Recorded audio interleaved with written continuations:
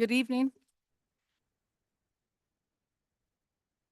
So in reporting out of closed session, in the matter of public employee discipline dismissal release, the city council issues the following reportable action. By a 401 vote, the city council accepts the findings and recommendations of a hearing officer regarding discipline of a police sergeant and orders that the termination of the police sergeant's employment is affirmed. So with that, then I will call this meeting to order. Roll call vote, please. Councilmember Riddell Harris. Here. Davis. Here. Dowden Calvillo. Aye. Helms. Here. And Mayor Amara. Sorry. Here. I was voting on So, the past decision. Stand for the pledge, please. I pledge allegiance to the flag of the United States of America, to the republic which stands one nation under God, indivisible, with liberty and justice for all.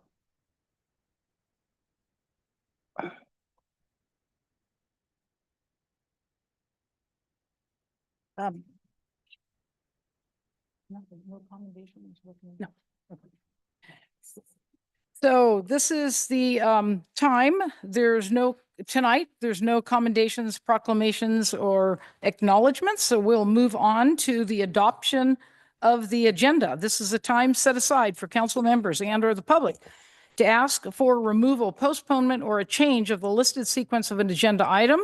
The agenda will be approved by consensus of the council. Do I have any change by council, the public? Do I have a motion? I'll move approval of the agenda. Second. Okay, all in favor? Aye. Okay, with that being said, we'll move on to public comment. This is the time provided so that the public may speak to the council on any item not on this agenda. Please make your comments as brief as possible, not to exceed 3 minutes. The council cannot act on items not included on this agenda. Items may be referred to staff or placed on a future agenda. And public comment, I'll offer to this council first, then I'll get to you guys. Anyone from City Council? Yes, Councilwoman Davis. Thank you so much. I just wanted to share a couple events that are happening this month because June is super busy here in town. This Thursday, June 12th, we have a Pride Run Walk from the station at 6. We have the free concerts in the park starting on Sunday. June 19th, we have the co-op in downtown. June 28th and 29th, we have Western States. So it's a good month to be in town, and don't miss out on the fun stuff. Thank you. Thank you. Anyone else from the council? Just wanted to say, was able to slip away and to attend the art walk on Friday for just a little bit. And it was great. A good opportunity to see some really neat works of art. So Thank you. for our first one for the season. Councilman Holmes? No, nothing to add? Okay, and I just want to say I'm sorry to miss all the events. I was at GSEC and I'll report about that later. That was a wonderful event. So with that, I will open it up to the public, and I see we have some anxious public Already people here. here. Mr. Willick? Madam Mayor, members of the council, good evening. Nick Willick, 249 Forest Hill Avenue, Auburn, California. I'm sure you know this lady, former planning commissioner, former city council member, former mayor, Bridget Pars. We're here this evening representing the Motherlode Foundation. The Motherlode Foundation is a very small foundation that's been in existence for over 40 years. Despite the fact that we're very small, we still have donated or granted over $1 million for the betterment of our community. This evening, we're here to present the city of Auburn a $5,000 check, and that's to be used to offset the cost of 4th of July fireworks. The city of Auburn has kept the skies over Auburn lit on the 4th of July for 35 years now. The last year, the skies were dark. I know this for a fact, was 1989. In 1990, the city took it on, and you've kept them lit ever since then. I really can't think of a more patriotic thing to do than to have a barbecue and then go and watch Auburn's fireworks. We really appreciate that you continue this practice, even though I know it's difficult because of fiscal constraints, but I know the city, the community, its citizens really appreciate your actions. Did you have anything? Thank you. And I just want to say on behalf of the city of Auburn, thank you. That's such a generous offer to the Motherlode Foundation, which I'm sorry, I didn't even not know about. Neither did our city manager. That's good. Thank you Well for, kept secret. Go ahead. I'm going to tell a story Nick wasn't going to say, and I wasn't going to say anything, but me saying something gets us the 3 more minutes, and maybe we could have a photo op after that. Yes, we'll do it. Oh, okay. Nick Willick is really shy, for those of you who know him. Ha, ha, ha. Nick Willick worked at a restaurant, and an autistic child who went to a special schools came into Nick's restaurant every single day after school. And that's back when we didn't talk about things like that. And he fed him mashed potatoes and gravy. And he came, Nick, I'm here. I want my mashed potatoes and gravy. When this young man died and his mother died, she is who left this legacy for Nick to run and operate. And it's been an honor and a privilege that he asked me over, I think, 8 years ago to be a part of this foundation. And since then, we have done quite a few amazing things for individuals whose glasses were broken and they couldn't afford new ones. Someone who just needed a new radiator in their car. We're the little hidden gem where it's just one person needs a hand up in a small way that gets lost in the bigger organizations. And all of this happens because of Nick Willick and him Wow, carrying that's on good. that tradition. The whole board. Yeah, the whole board. But anyway, we have a lot to thank for Nick for carrying this on for all these years. And thank you so much for allowing us Is there to. 3 minutes up? He doesn't want me to talk about him, but once can in a talk. while I get to, and I am proud to be a part of this foundation as well. And so if we can maybe get a photo with the city Get a photo council, op. thank you. This is our.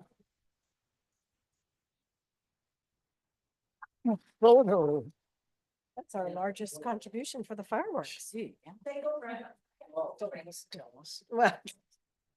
yeah. I knew we would, but this is too good. Yeah, let's just wait. Get the practice being done. Yes. Yeah.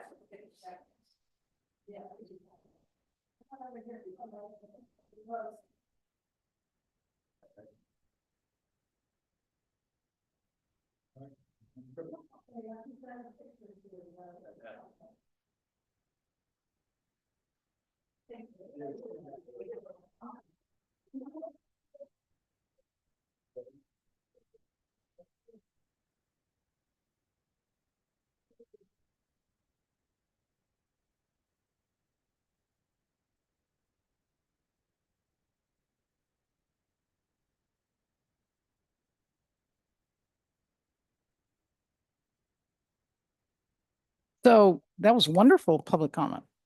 Profitable. So do we have any more public comment? Yeah, I think there's more fireworks to pay for.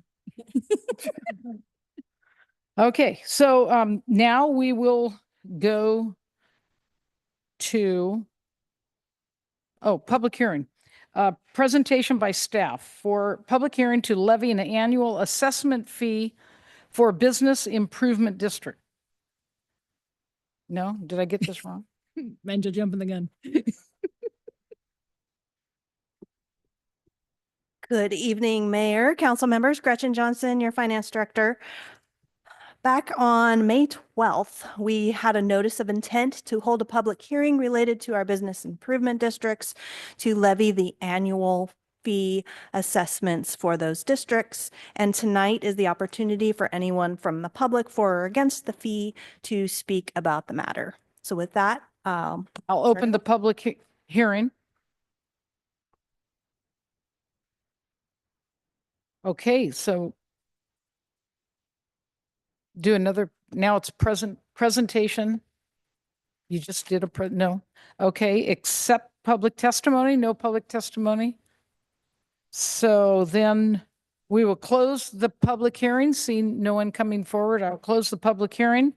Council, any Madam Mayor? comments or questions? I'll move by resolution that we approve the 2025-26 levy of annual assessment fees for the Old Town Auburn Business Association improvements and Downtown Business Association improvements as proposed. Do I have a second? Second. Roll call, Councilmember Riddell Harris. Aye. Davis. Aye. Dowden Calvillo. Aye. Holmes. Aye. Mayor Amara. Yes. Thank you very much. That passes. The next one, I will hold a presentation by staff for a sewer assessment to be placed on the Placer County tax roll. Good afternoon, Madam Mayor, Mandel Dean, Public Works Director. This is a public hearing. It's essentially for placing the sewer roll on the Placer County tax roll annually. We do this every year. This is the 25-26 fiscal year. There's no changes this year between last year and this one, other than the increase to the sewer rate, which we've already held a public hearing for. This is merely just to place the item on the tax roll. Thank you. Then I will open the public hearing. Do I have anyone from the public? I will close the public hearing. And council, any comments, questions? Do I have a council action? By resolution, I'll move to authorize the levying of the sewer service charges for the fiscal year 25-26 to be placed on the Placer County tax roll. Second. Roll call, Councilmember Riddell Harris. Aye. Davis. Aye. Dowden Calvillo. Aye. Holmes. Aye. Mayor Amara. Yes, thank you. That passes. Now we have a public hearing and reporting on the City of Auburn's workforce vacancies, recruitment and retention efforts in compliance with Assembly Bill 2561. Good evening, Mayor and council members. My name is Jen Leal, Human Resources Director, and I'm here to present the public hearing required by AB 2561, focusing on workforce vacancies, recruitment, and retention efforts for fiscal year 24-25. Amy, okay. Thank you. I'll open the public hearing. She has a presentation. Oh, I'm sorry. Are you still doing your presentation? So I do have a presentation. Oh, okay. Is that okay? Let's see. Yes, go ahead. Okay. My cheat notes, No they go ahead. presentation for you. I'm okay with that. Sorry, hold on just a moment.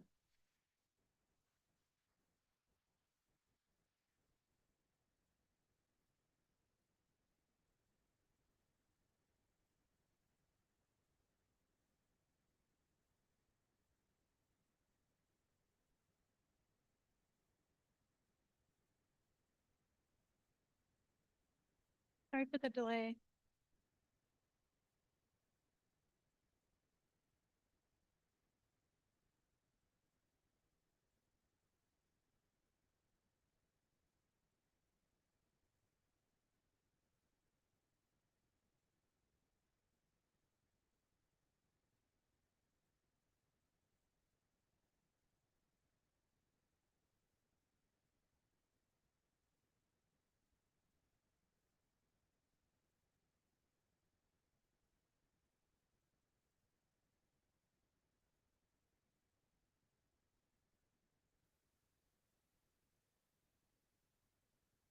And the clicker just needs to be turned on. Did you get that?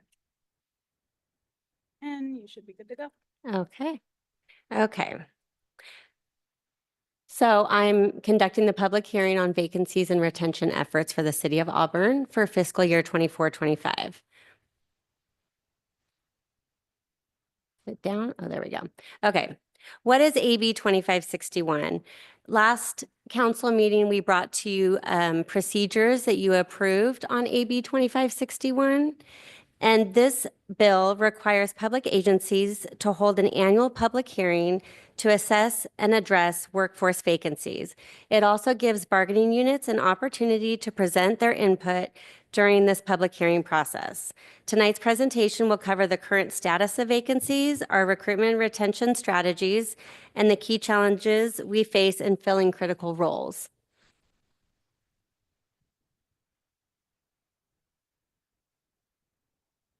There we go.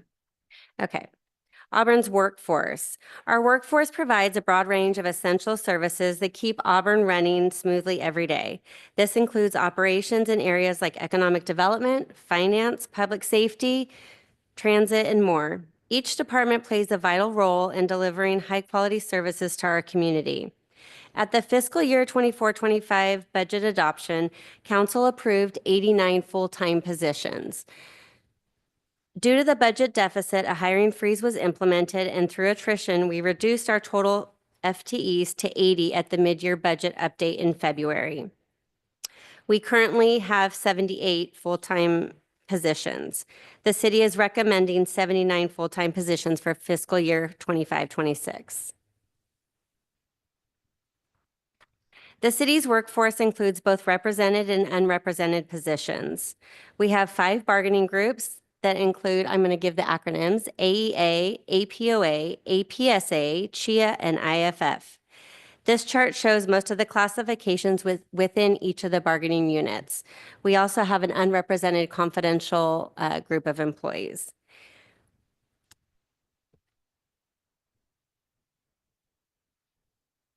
The vacancies overview is as of May 1st, 2025, we currently have 3 vacancies that are funded. And our highest vacancy rate is in CHIA just because they have a smaller group of employees, but we only have 1 vacancy in that group. Some of these positions are often difficult to fill due to competitive labor markets and limited qualified applicant pools. The citywide average vacancy rate is currently 4%, which is a manageable figure overall. However, certain departments are experiencing higher vacancy pressures that affect service delivery, such as the police department.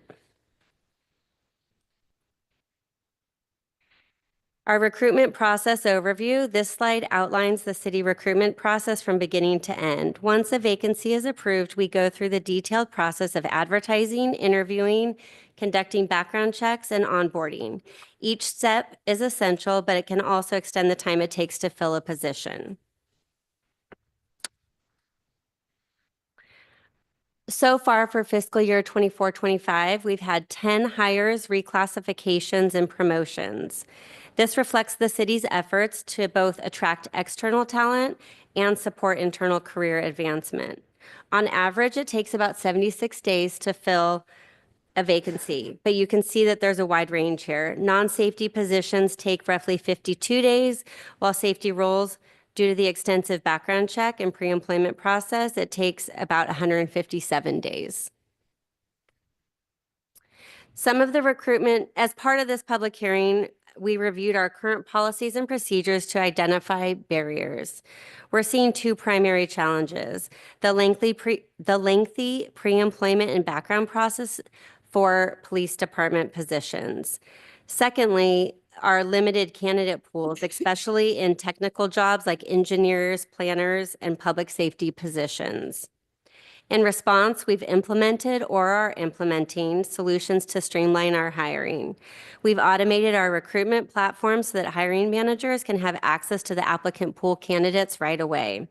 We've aligned our HR and police department processes to run concurrently to reduce delays in hiring. And we've expanded our advertising reach to target a broader and more diverse applicant pool using industry-specific platforms such as specific like engineering associations and regional networks. Retention remains a top priority for the City of Auburn. We're continuing efforts to strengthen employee engagement, career growth opportunities, and internal promotions, which are key strategies to reduce turnover.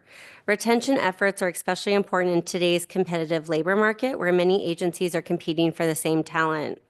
Our average turnover rate is 23%.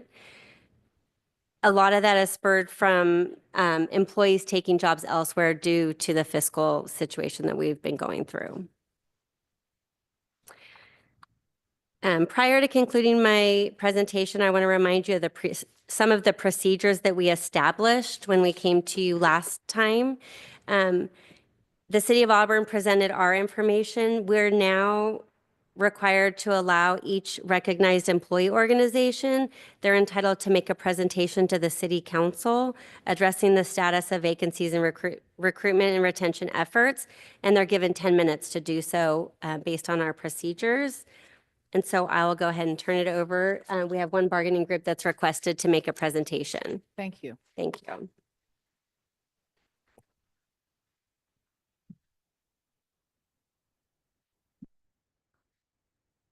Thank you, Madam Mayor and council members, for giving me this opportunity to speak today. I'm Geraldine Gow, and I'm the president of the Auburn Public Safety Association, the non-sworn members of the police department. Fortunately, The APSA is in good condition right now. We lost a dispatcher earlier this year, but we're lucky enough to get dispatcher Zavala back, as her experience and her skills are invaluable. Right now, our dispatch record supervisor position has been frozen. We are hoping this will change in the very near future. Hiring this essential position will hopefully take a huge load off the admin sergeant and give staff a chance for advancement. We lost CSO Aranda to the APOA this month. We are excited to have her attending the upcoming academy and look forward to working with her in the future as an officer. As you saw in the chief's report for 2024, Code Enforcement Officer Keem's case closure statistics were impressive. We're very proud of him and his strong work. Congrats to Dispatcher Sanchez on being voted Dispatcher of the Year. Her hard work and dedication come through every day. Congrats to Dispatcher Hodges on the graduation of her daughter from college, a very long and stressful haul. Great job. Dispatcher Rosita Doyle was recently appointed to Records Dispatcher position with part-time employee Zambrano. Jamie has her master's degree, and Madison completed her bachelor's degree and is currently in progress with her master's degree. They are true assets to our department. And the pillar of the APSA, CSO Evidence Tech Dispatcher Steinley, which I'm sure you have all met. Her consistent dedication over the years is unmatched. She not only is exemplary in her evidence duties, but she also steps up and helps out in dispatch when she's needed. The attrition to the department has experienced has been difficult for everyone, and I'm afraid it continues. In the chief's presentation for 2024, two of our officers won MAD awards, the Mothers Against Drunk Driving. Officer Schnetz and Officer Bandilla are no longer with us. However, crews have stepped up and strong DUI enforcement continues. With this movement, it has given officers a chance to work with dispatchers they don't normally get to see, and vice versa. I believe this has been a benefit, and we are all able to become a more cohesive team. However, we do miss those personnel that have moved on. And I just wanted to thank Chief Morrison, City Manager Rabe, and Lieutenant Huey for the ongoing open and honest communication, and look forward to continuing talks about the future of the city and the PD. Thank you. Thank you.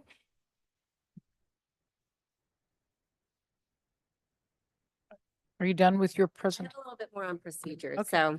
So, part of the procedures that were approved, it's the council may ask questions, and then the city of Auburn can make final comments, and then the employee association can make comments if there are any. Okay. So then I will open it to public comment. Okay, then except, Wait. pardon me. Oh, okay. So would you like to step forward? I just got a couple quick questions. Sure. So I'll get to the microphone here. First thing was, does unrepresented mean that they're not unionized at all? That unrepresented confidential group, that means they're not unionized at all? Do you mind just for the record, state your name Yeah. and address? Caleb Engel, 1327 Vintage Way. Thank you. Anyway, so, okay, so then they're not unionized, that confidential group. And then you want to hire one more full-time position? You're looking to do that for next year?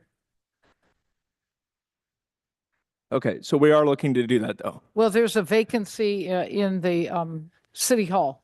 Okay, One we would be going back up to the capacity that we should have and that we had We're budgeting. previously. We're not adding another role. No. Okay, that's what I want to make sure because we're still in debt, right? Yes. Okay, thank you. Thank you for your questions. Appreciate that. Any other public comment or questions? Okay, then we'll accept public testimony. Okay, so do you want to rebuttal? You said. Oh, city council has any comments and questions? Okay, then it's it says applicant rebuttal period. So I have no comments, Geraldine. So that's it. Okay, Thank you very much. Thank you. I appreciate that. Close public hearing and council action, please. The action is to conduct the public hearing, so there's no further action. That's right. That's good. Okay, thank you very much.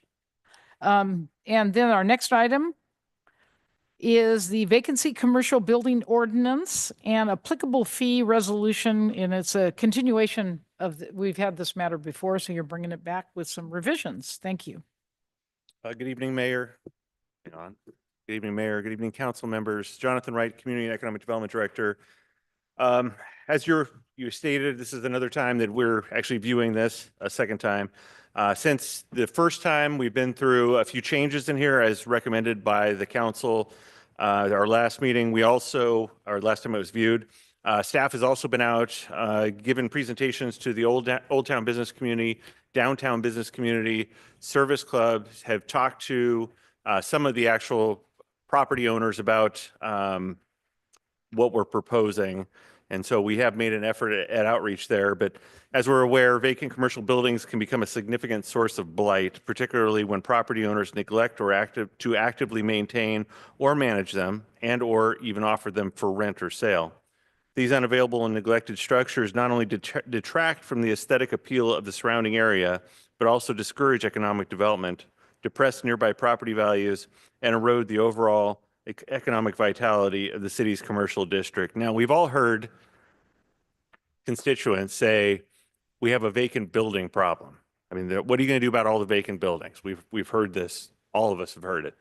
And I always challenge it. It's not really a vacant building problem because it's a vacant building problem, but it's not an available vacant building problem. Many of the vacancies that we have are not currently available for rent, not currently available for sale, are not currently in a state of construction or reconstruction by the property owners or a potential tenant. They just simply sit there.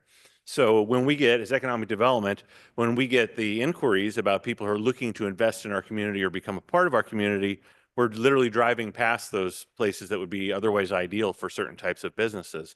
And I believe that's why the council has directed staff to move this thing to the next level, which is the creation of an ordinance. Obviously, we had a work session that was, public input as well as input from the council. And that was January 13th. From that, we made some corrections or changes. One of the main changes was there's a concern over the 30-day provision. If it's vacant for 30 days, then you must register.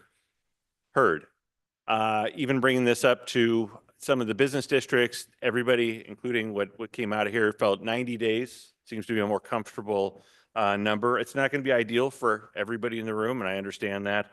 But coming to a number that is longer than 30 days, but as the city attorney pointed out, the longer we give for time frames, sometimes it becomes harder to enforce these things and more labor intensive for staff.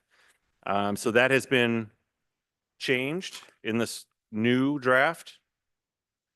The provision for immediately notify if there's a vacancy or a change in the vacancy status and not having a clearly defined definition of that has been converted to 14 days. So that is defined now as a numeric value.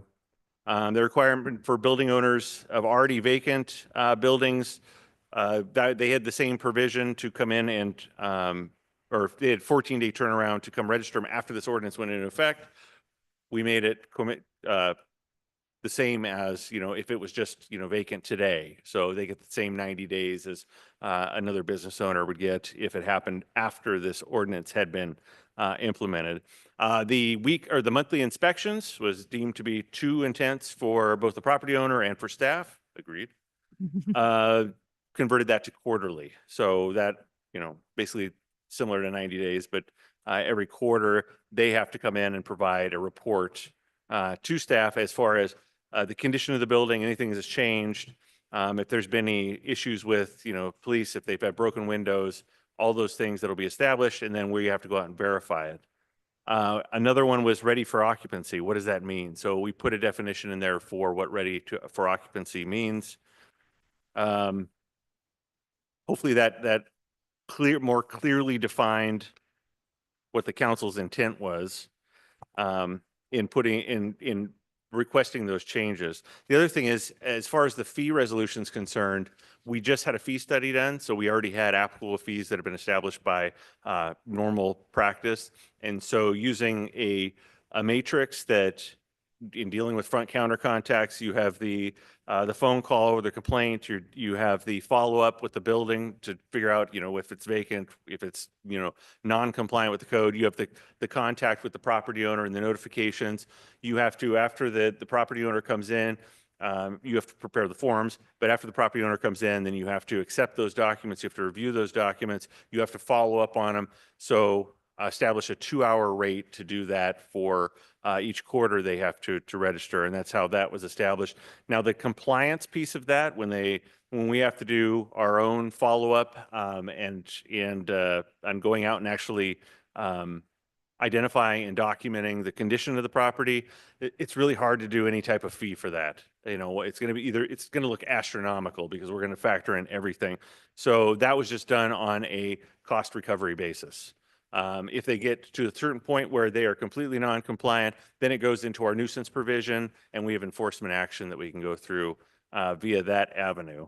So those are the things we've updated. Those are things we changed, and the fee, that's the basis for the fee resolution, and I'm happy to take any questions. I just want you to refresh our memory. So the definition for vacancy reads that it's certain conditions: overgrown, dead vegetation, utilities turned off.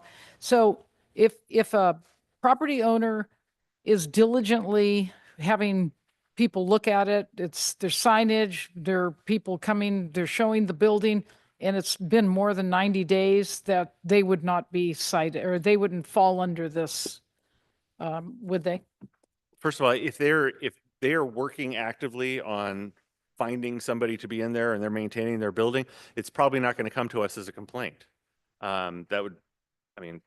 would think it wouldn't.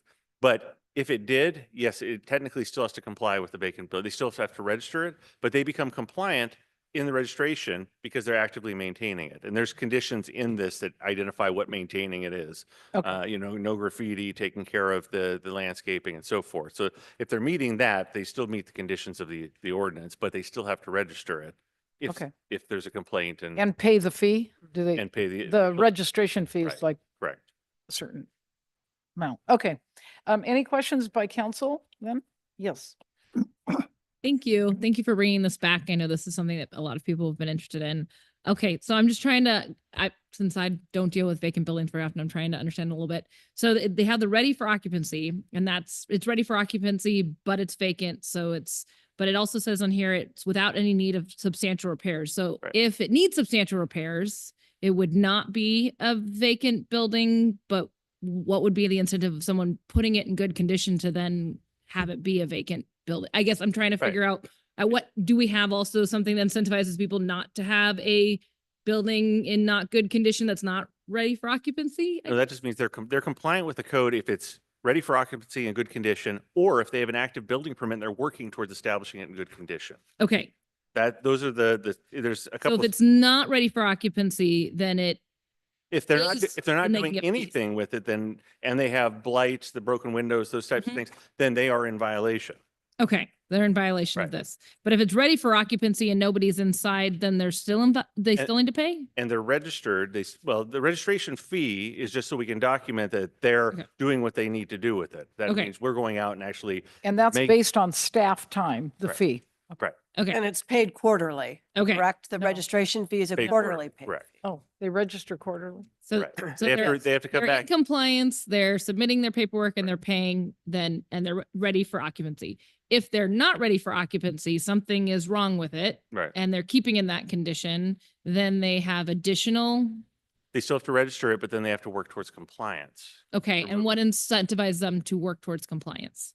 I think it describes it in the ordinance, an active building permit, Okay. actively working towards. No, I mean, but- I'm a building owner and I don't want to rent out my building and it's not in compliance. What makes me So- move it towards compliance? That it monitoring. would then be in violation and it would eventually become a nuisance and we would go through an enforcement. We'd And obviously, there'd be fees that. Yeah, would they be subject to the vacant building monitoring fee then? right. Okay. Okay, so that's, I just wanted to understand the vacant and in good condition and ready to go, and the Right. vacant and not ready to go. Right. Okay. Right. That's all I was trying to. If your building is vacant but in good condition, that's, you're technically compliant as long as you register. If it's Okay. not in good condition and you have things to do, well, you need to still register, but then you also have to work on those things that make it. And we will keep incentivizing you to work on those things. And again, it's complaint driven. So those properties that we receive complaints on, yes, that would. Okay. Okay. Thank you. Okay, and then to follow up, just to be clear then, if it's in good condition, but they're not moving toward trying to fill the vacancy, is that out of compliance? Technically, no, by this ordinance, it's not. There's property rights. You're Yeah. forcing somebody to do something with the property. We just want it to be in good standing, first of all, so it doesn't detract from the neighboring buildings. It doesn't appear from the outset, obviously, that it's not, that it's vacant, not, occupied by a business of some sort. We're really trying to clean up a lot of the blight and the other things that are in the community by enforcing this ordinance. So there is a provision that you still have to, the incentive is you don't have to register every quarter, Right, right. but as long as you're compliant in there, you're just registering every quarter and then doing the reporting. I Nothing's see. changed. Okay, thank you very much. I'm sorry, rest of the city council? Yes. Councilwoman Dowden Cavill? So they pay a quarterly registration fee though. So they report and they pay a fee. Right. That's Um, the incentive. Yes.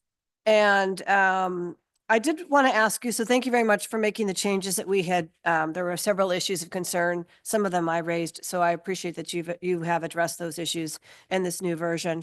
I wanted to know about your outreach.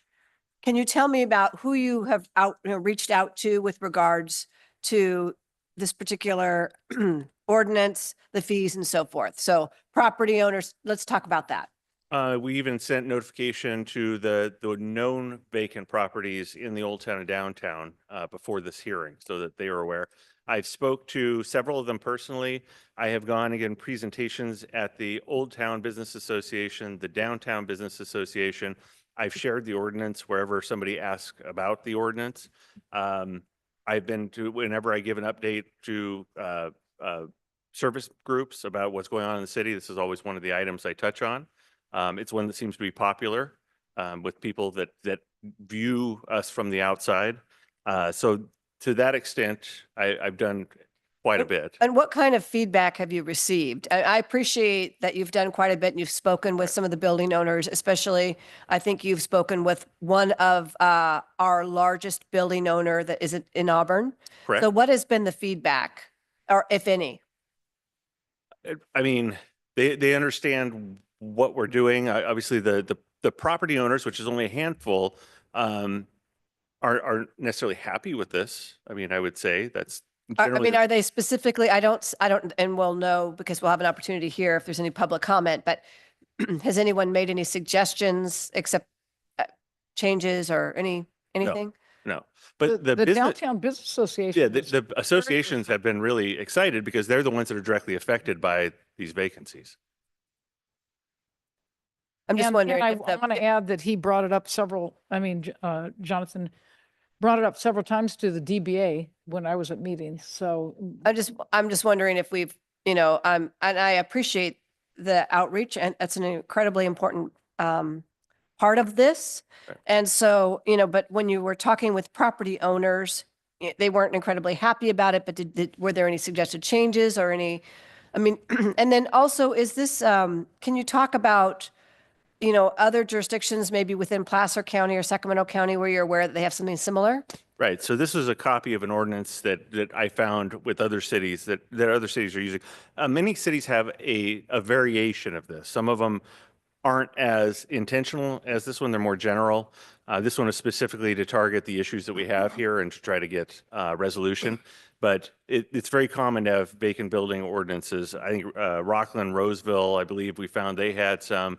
I don't want to misspeak, but I think Grass Valley may even have some version of a vacancy ordinance. Okay, thank you. So I do, again, appreciate the amount of outreach you've done. I think that's really important.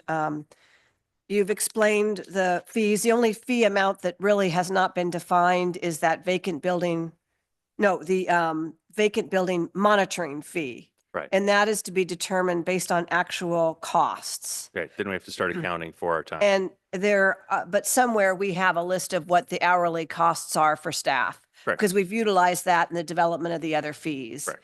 And so that's something that you could discuss with the particular individual that may be, potentially subject to that. The other thing is just that I note that with the vacant building registration, really, they have 100 days in which to notify the city that their building is vacant and that they've been unable to rent it for whatever reason. They have the 90 days and then 10 days after that 90 days. So we're giving them 100 days. I still feel that 90 days might be a little short. I would prefer 120 days, but I do understand I do understand what you're trying to achieve. So thank you. Thank you, Madam Mayor. That's Thank my you. question. Anyone else from council? Yes, sir. Yes. There are several buildings in Auburn that are owned by outside investors. I've gone through them, a number of different times to identify their offices and so forth upstairs, and their other vacancies in those buildings. I'm just wondering, have you done a count of how many offices are vacant in those buildings, or have any idea of how vacant they are at this moment? I have an idea. I've been up there before. It's actually pretty occupied. You're talking about the Livingston building. What's that? You're talking about the Livingston building, and the second story is fairly well occupied. The thing that detracts and the thing that the community has been focused in on are the vacant storefronts, usually the big glass windows with nothing behind them. Yes. Or boarded up windows, depending on where you are in town. So those are the ones that would get the most attention, because those are the ones that the community has brought forward as complaints. Well, I'm thinking of the former Montgomery Ward building, which is owned by the same outfit that owns the Livingston building. And I was through the old Montgomery Ward building recently, and there are a lot of vacant offices and things of that nature. So, and you've talked to the owners of those? Believe it or not, we have had correspondence and sent them a copy of this ordinance. So are they here tonight to? I cannot answer that. I don't believe so, but Just for clarification, Councilman Holmes, what is the old We don't know Montgomery what's Ward in the old building? Montgomery Yeah, Ward. is it the Ward. JCPenney building? no, it's the No, Gold no. Country Mall. Oh, Oh, the Gold Gold Country Country Mall. Mall. Okay, thank you. You ought I to should know that. that. I don't remember it ever being Montgomery Wards myself. It was always Gold Country Mall when I was growing up. I didn't know it either, but he clued it in when he said it was the same owner. So Uh, So, well, anyway, well, I would suggest taking a look at those buildings and specifically identifying what the vacant offices are, as well as the store, the storefront as well. As seems to me that we ought to take a closer look to all of that, so that we know exactly what we're talking about. And I know we're going to have I guess on the 23rd of this month, we're going to have another look at this. right. So Councilwoman Riddell Harris? have Thank a you. question? I had two quick things. One is, if it's a building with many units, does each one have to register? Or Correct. how's that? So Each individual- independent, available Okay. units has to register independently. Okay, just wanted to check and make sure. And then the other thing was, this is new to us. If we try it and there's a piece that doesn't work, or we get feedback from the public that something's not quite right, is it just the same 90-day process to make, to do another public hearing to alter it and put it? It's an ordinance. It's same public hearing process, Yeah, correct? public hearing Public process. notification, Public an notification. amendment to the original ordinance. But still, it just have to come to some council meetings and we could make Yes. alterations to this if we find out that it's not working the way that we planned. Yes. Okay. I'd say it's shorter than 90 days. Shorter than It's just 90. the next agenda, as long as we Yeah, have at least this a is couple 30 day, weeks. correct? 30 day Sorry, would be I'm a. wrong. Well, We're gonna yeah, have The a 90 so, days stuck in my mind. yeah, Oh, so I your guess it's public like a- hearing like a notice reading. tonight is about the fee resolution 2, and Sean will talk a moment about the procedures there. So for this ordinance piece, should you choose to change direction or make amendments, we would just need to know, and then we could put an amendment and a revised ordinance on your next agenda. No, I guess we implement it Mhm. and then we want to change it a year from now. That You can always we just change. come back to, it can be put in at any council meeting for us to make an amendment to it. Correct. Perfect. Yep. Okay. Just wanted to make It's sure it was standard. that easy. Thank you. Yeah, so and what we could do a 30 day if we wanted to, just to give people the opportunity to comment, but it would be treated like any other ordinance, correct? So do we have any public comment in the public? Oh, Madam Mayor, just before quickly we do for that, the, City manager? so what the action tonight would be, because Yep. there isn't an actual resolution in your packet. So process tonight would be for council to open the public hearing, receive public testimony, close the public hearing, and then continue this item to the June 23rd council meeting. Yes, thank you. So I'm opening public comment to the public.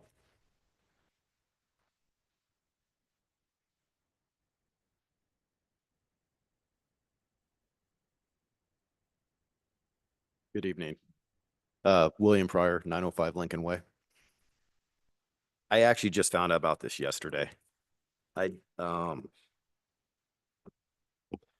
didn't know there was this, I read it as 28 pages long, so I just kind of burned through it today, but it takes a long time to get good tenants. Not 30 days and not 90 days. During the last recession, we were 60% vacant on 12, we had 12 rentals. And it took, like we're the Station Public House, it took 10 years to get that fully occupied and turned around. And that block sucked. It really did. It was just bad and it took forever to turn it around. So we sold it about a year and a half ago and we acquired the ugly building from my father on High Street. I know that's a bad building and we've known it for 10 years, 15 years. So we purchased it, Cinnamon and myself, for the CrossFit gym. And the plan is to turn that building around, but I'm not so sure we need a police action telling us what to do or coming in. I was actually gonna move the shop back down there, the gun shop that we had, and then the city tore up the sidewalk, so that's been a little bit over a year, so that didn't happen. But what's going to happen if the city tears up the street for a year? It's vacant. No one wanted to rent it. So we understand it takes a long time to turn these things around, but to expect a building to be rented in 90 days is ludicrous. Even where the old Tap and Vine building restaurant was at, it took forever to get a good quality tenant that actually has some money to be able to do something there. We could occupy all of our buildings at 50 cents a square foot, but then you get a 50 cent a square foot tenant. That's the problem, is we can rent them just like that. There's no problem renting them, but they have no money to do a business, very little. And if 50 cents a square foot, if they're renting 2,000 feet, that's $1,000 a month. It's cheaper than their house. So they might only be open 2 or 3 days a week. And we've had tenants like that, and we just double the rent. We want our tenants to be open. So if their expenses are higher, they have to be open. But if we're forced to rent them cheap, we can rent them cheap. I'm not sure what it looked like in the brochure, that it's going to generate $5,000 a year. That's nothing. I don't think that's the point. That's 28 pages and all this work to generate $5,000 a year. I get the point is people complain about buildings, but what they don't understand is what it takes to rehab them. $500,000 or $1 million. I mean, the post office building was $1.5 million. I mean, that stuff's expensive. So unless the city is going to reduce the property taxes when they're vacant or kick in some redevelopment money, it just takes a long time to do this, you know? And our goal now is to redevelop High Street, which we planned on 20 years ago when they proposed the streetscape. Had they finished the streetscape, which you all know about, most of you, those would all have been occupied by now. So Well, you can thank the state for taking the money and absolving. Yeah. Could I ask one question? I know we don't generally have a back and forth, but just may I ask, Madam Mayor, may I ask? Sure, a go ahead. I appreciate what you're saying. I just kind of am curious, you know, 90 days, 120 days isn't reasonable. What to you is reasonable? Oh, my God. I'm just kind of curious. I mean, is 10 years reasonable to The you? Station Public House space was 4 different tenants until we got them in there and with the ugly vacant lot next to it. And when they proposed it, they almost walked away because of the conditions the city put on. Thank God I was at the meeting. So then we got it approved. Otherwise, they wouldn't even be there. So, I mean, I can't say 2 years. That's a long time. I mean, I can't stand grass growing under my feet that long, but sometimes it does take that long. I don't know about the fee structure or the, you know, coming in and investigating it or inspecting it, I guess is what it was. Who's going to do that? The city staff. Why? Mandatory insurance. Well, we have that. Who doesn't have liability insurance? But it's in the ordinance. It's mandatory. You have it. And you have to give it to the city and then they have to be notified if it gets canceled. Why? Why is that in there? So there's a lot of things in there that, I mean, like I said, I just got this yesterday. So, Thank you. I would yeah. hope that Sorry. we We could, don't want to go back and forth, but Yeah. we hear you. I really appreciate your input. And this is a time, again, for public input. And I think Jonathan can maybe address some of those concerns and questions that you have. So well, we Yeah. currently have everything occupied, so it doesn't matter currently, but I know there's another recession coming. And what's going to happen then? Madam Mayor, And then I think what we've said is that at any time we can revisit this. And Right. did you have a comment? I was just gonna say, I would hope that we could have staff, since you have not been part of the previous conversations, it sounds like. I would hope Right. that you could have staff, because we do want to get feedback from those people who actually own properties. The people who are complaining, a lot of them aren't. Right. So their feedback is not necessarily as helpful in a lot of ways as yours might be. The other thing is I don't think that it sounds like you're actively trying to improve properties, and not everyone is. So no, I know. we're trying to figure out that balance of trying to Yeah. get the people who aren't trying to make Auburn improved and not penalizing you at the same time. So if you have suggestions on how to meet in the middle that way, we would love to hear them. Well, that's why we bought the building.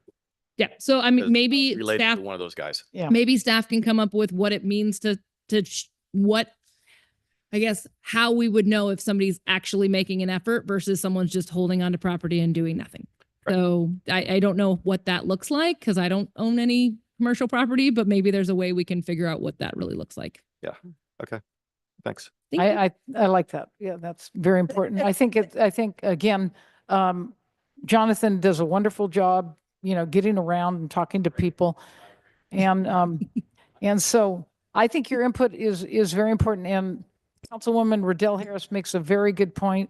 You know, there's going to be times where there's landlords who have commercial property and I for one know too, it is hard to get renters sometimes. So for people that are ongoing, taking good care of their property, have no complaints, I'm sure, you know, there's some middle ground or And compromise. this would be complaint driven. That's the other thing. Yes. And I think our attorney wanted to say something. Yeah, I was just gonna add, it doesn't require that it's rented within 90 days if you're actively trying to lease the property. So I think that's a point that should be made based on the comment and the discussion. But I think to his point, if it's not rented though, it has to be registered. Maybe you can clarify that, Jonathan, or. No, that's right. It does need to be registered. And so Yes. part of the purpose here, there are a few purposes of the ordinance, but one of them is to identify, make sure the buildings are secure, stop unlawful entry, blight, other things, right? Yeah. So it's about encouraging rental, but it's also about all of the other effects that flow from a vacant building. And Yes. so the registration is required so that they comply with all the other safety things that are in this ordinance. And the city can confirm that they're actively trying to lease the property. So Yes. it's not required that it's leased within 90 days. No, Yes, it's just agree. the vacant. If the building is vacant for 90 days, they have 10 days after that 90th day to register with the city. And I still think that 90 days is too short. In my personal opinion, I think nothing less than 120 days. I mean, now, and we're going to continue this item, so we'll still have an opportunity to discuss this at that meeting as And well. right now, I think we're still asking for public Yes, comment. good. So is there anyone else in the public that wants to speak to this matter?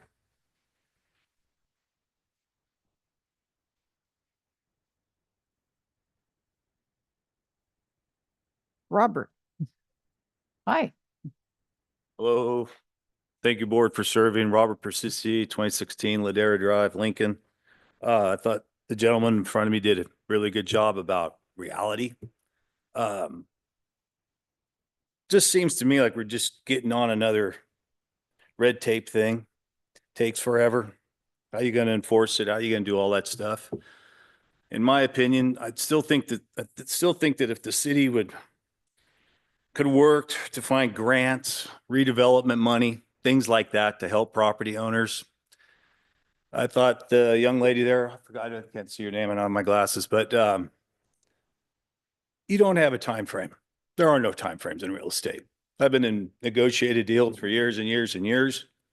It all falls apart. Good and bad. It's just what it is. It's the animal. If we all had gold and if it was so easy, everybody'd be doing it. Everything's expensive. These last 4 years have been brutal. I haven't heard anybody talking about that for small business owners that are existing tenants that I have. It's horrible, horrible, horrible, horrible. Internet sales, the pandemics, the whole 9 yards. Now, no one's going to sit there and feel sorry for me. I'm not asking for that. But reality is reality. And I think you start going down these avenues, these Pandora's box that you start to open, we just start getting bigger and bigger and bigger. And then the next thing you know, they're telling you, we got enough of that. There's enough building code, fire code, electrical code, every code, there's a code. There's a code to code to code to code to code to code. Every you guys were talking, the legalese will drive you crazy. I don't know. It just seems to me, if we could get our economy going, work with people in the community. Now, I am the poster child of Old Town Auburn with shitty looking buildings. I get it. Sorry. I've been going through an estate, family deaths, the whole 9 yards. So that's when you're handcuffed, you're handcuffed. You can make, anyway, that gets a whole nother level. But as soon as I can get this done, my corner will get cleaned up. Now, I've talked too much, but ask me any questions that you want. I'm not a really smooth talking guy. So what can Oh, this isn't a time, we don't need to ask you questions. We want to just hear what you have to say. Well, We appreciate what you have to say. thank you. And Thank you for coming. I appreciate hearing from property owners. So And I think thank the you. other part of the question is get to the property owners. Because we write the bill, we're the ones And I writing do the wanna check. say Our, Good. our economic director, Jonathan, he goes door to door and he does talk to property owners. He goes in the business association. A lot of those people there own their property. So we have talked to many property owners. I So- think Jonathan does do a good job. Yeah. He's a good communicator. And I'm not blowing smoke at him. No, I'm good not back. saying you are. I'm I know, just but saying that, I understand that, some of you just heard about it last night, but this has been circulating. Oh, yeah, this is no secret. Anyway, I'm sorry. I didn't mean, anyway. No, thank you, Robert Persisi. We appreciate you coming forward. Thank you Yeah. very much. Okay, and any other public comment? Okay, so with that, then we will continue we're going to, where is it here? We're going to continue this public hearing to June 23rd. And at June 23rd, we're going to conduct a public hearing to introduce and waive reading of the ordinance, create a vacancy commercial building ordinance for the city of Auburn, and if it passes by resolution, adopt fees related to the vacant commercial building ordinance. So there will be no action tonight. This is just being continued. Madam Mayor, we still have an opportunity to discuss this. Yes, with but council. Jonathan's standing up there, Yes. Director Wright. I'm just here to answer questions or Oh, okay, Yeah, okay. support. So, council? Yeah, so, I appreciate the intent of this and I have had some concerns. I think that the term 90 days is just too short. I mean, I do recognize that there are times when the economy is robust and there are times when it is not. I also recognize the impact that, the internet has had on our businesses. We're losing two additional businesses downtown. Avant Garden is closing and the Persian rug place is closing as well. And I know, and it's devastating. These are business owners, especially Avant Garden, was just devastated that she has to close her business. And it's just incredibly difficult. Now, the city unfortunately doesn't have funds. There's no redevelopment. That's been completely disbanded. We don't have resources or funding. We ourselves are very strapped financially. We may have a little bit of flexibility with the CDBG. We've kind of talked about that, but that's maybe $130,000 or something. So it's difficult for us to assist, but I think that we should have some additional discussion on how long that space has to be vacant before they have to register. Because have discussion on that. I do believe that 90 days is just too short. We did have discussion before, but we could certainly bring it up again. And my comment on this is that there's been extensive outreach. We have had this on before. We've discussed it before. This has been a long time coming. There's been a public cry for this. It serves to revitalize our downtown, to help our downtown. It's a very proactive strategy by us, and I believe that our constituents that come to me want this. They have asked over and over. The first thing I hear when people say, "I'm driving to Auburn and there's nothing but vacant buildings," and has Director Wright said, that is not necessarily because they just moved out. They've been vacant for a long time. 90 days, again, a lot of these buildings have been vacant and we've asked even one of the landowners, commercial landowners here, what is a good period? Well, a lot of these vacant buildings have been vacant for years. And so 90 days is giving everyone additional time.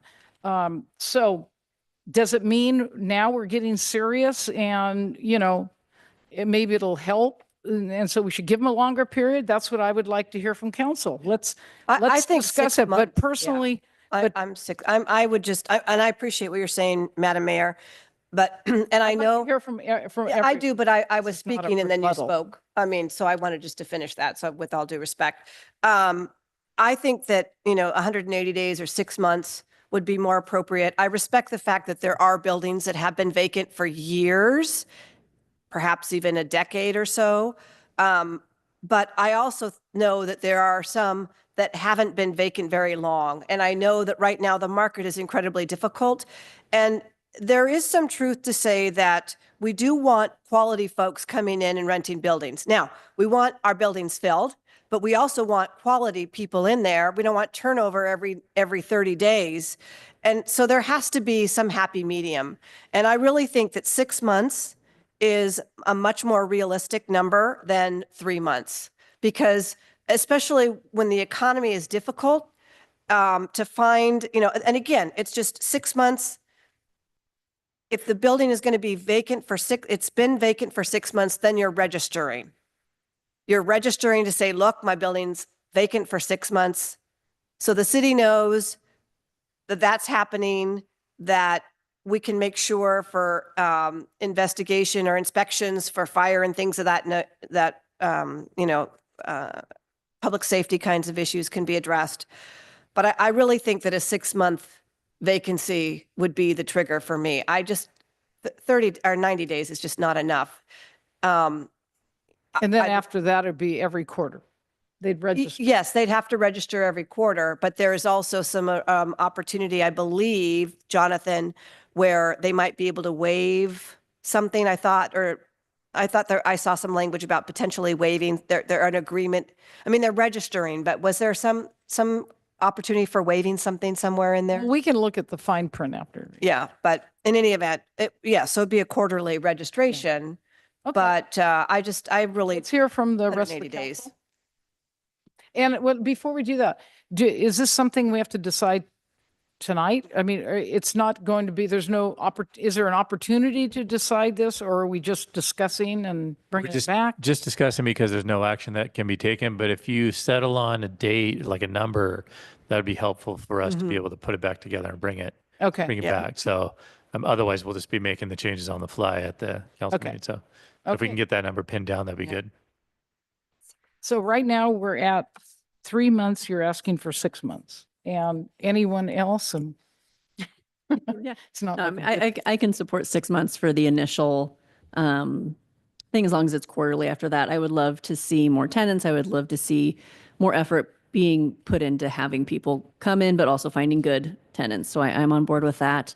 And because the point is not to generate revenue, it's to encourage building owners to get quality tenants. I think the difference in what we would make is not what we should be looking at. Okay. And the only question I have with you with that then is that so 6 months won't incentivize them, but then you're saying that that's Quarterly enough after that. period Yeah. of time Yeah. for you. Okay. Because someone might be thinking, oh, I do want to start a business, but you can't get all your ducks in a row in 3 months to make that leap, you know? So you Well, I 6 think, months. well, I think if they have a prospective client, then that's good, Then right? it's okay. Is that right? They don't have to be I think in. that's where I'm confused is like, Yeah, they don't. how you prove They you're in still good register. standing and if you continue paying if you're in good standing. If they get a tenant Mhm. and issue a lease, then at that point, they could present that change and give us a time frame for occupancy, and we'd work with them from there. Got it. Okay. I do want to just note, the longer out, if it's going to be 6 months, it's fine. But when it's reported to us, we have to be able to legally establish that it is vacant. I mean, you can use that by statements and so forth, but it may require that we actually document from that day and then go out and assess it periodically to ensure that, it is that whole 6 months. So we don't get into any type of legal binding with them. Is there a compromise of you report in 90, but you're not charged? No. For 6. Then it gets messy. Yeah, that, Is 6 months make it a legal issue? Make it, I don't think any more so than 90. I think what Jonathan or what the director's referencing is just like any other ordinance or any other code enforcement matter, how does the city gather enough evidence to support whatever the violation might be? And so, of course, there are reports from citizens, there are, staff goes out and witnesses and looks at things and takes reports. And of course, you have a code enforcement officer in the police department that's also charged with doing this sort of work as well. So before enforcement could begin, though, the city would need to have enough evidence to show this has in fact been vacant for the entire 6-month period. And that might start when a report comes in because the city would go out and confirm and then 6 months would pass and so on. So I think that's what the director is referring to. And so I see. when you think about the time to comply for this and when the city will learn of something and then have enough evidence to proceed, it takes time. right. Yeah. Okay. Councilman Holmes. Yes, I have a suggestion that we take a look at the city's working with the Old Town and Downtown Business Association and the Chamber of Commerce to review what it is that we are doing or not doing to encourage more businesses to open. I think we've been doing that. and we'll hopefully be making some changes to our staffing to allow more of that to happen. Good suggestion. All right. Okay, Councilwoman Riddell Harris. Thank you. So I guess Jonathan, for me to better understand. So if somebody has a broken window, has blight, those kinds of things, they're considered in the same category as somebody who just has a vacant building as far as registering, or do we, I guess for me. Yeah, if that's a somebody's- good question. Do they get the 90 days? If somebody's if there's a building in great condition and it just isn't rented, after 90 days at this point, they have to register and then they pay every quarter to be registered as vacant. If somebody after 20 days has someone break their windows, does graffiti, yada, yada, yada, do they still get the 90 days? And then do we just charge, are we making them fix their building other than charging that fee? For me, I'd like to treat those two people differently, I guess is the question. You want to answer it? You turned your mic on, so Yes, I'm happy. I'm getting excited. Yeah. I want to get the people who aren't doing what we Yeah. want them to do in a different spot than the people that are doing what we want them to do. Yes. So these people are treated differently. So the ordinance that's before you this evening is really only about vacant commercial buildings. That A are in good very- condition? a very, well, any vacant commercial building. Okay. Right. So if you have a vacant commercial building and for the period of time here, registration's required. So regardless of condition, that's the ordinance that's before you this evening.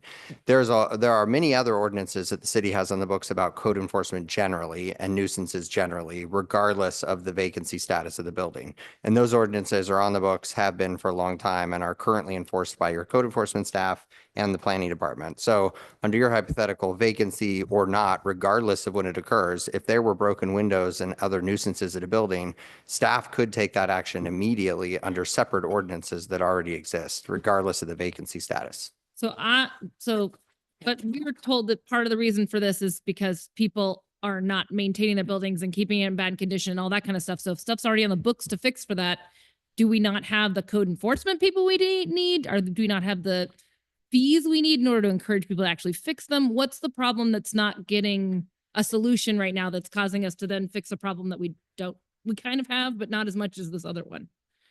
Well, so I guess I'd probably separate out the two things. Okay. So there's always a code enforcement option for nuisances, and your options for enforcement under the code are a fine or a penalty and a nuisance abatement action, theoretically a court action, and there's some sort of administrative hearing where the city will prove up what that nuisance is.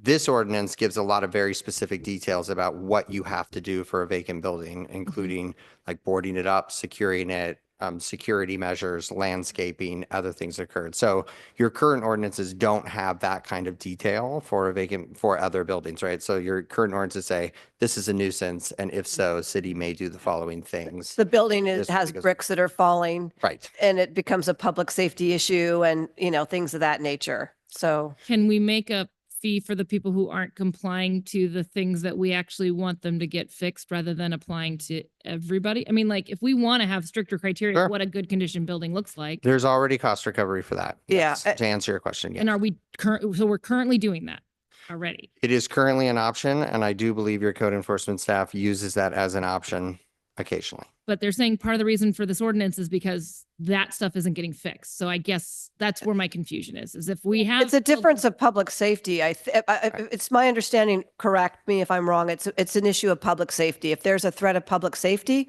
then our code enforcement can tackle it from that perspective. This ordinance sets up the vacant builder's registration fee, which would be for any vacancy.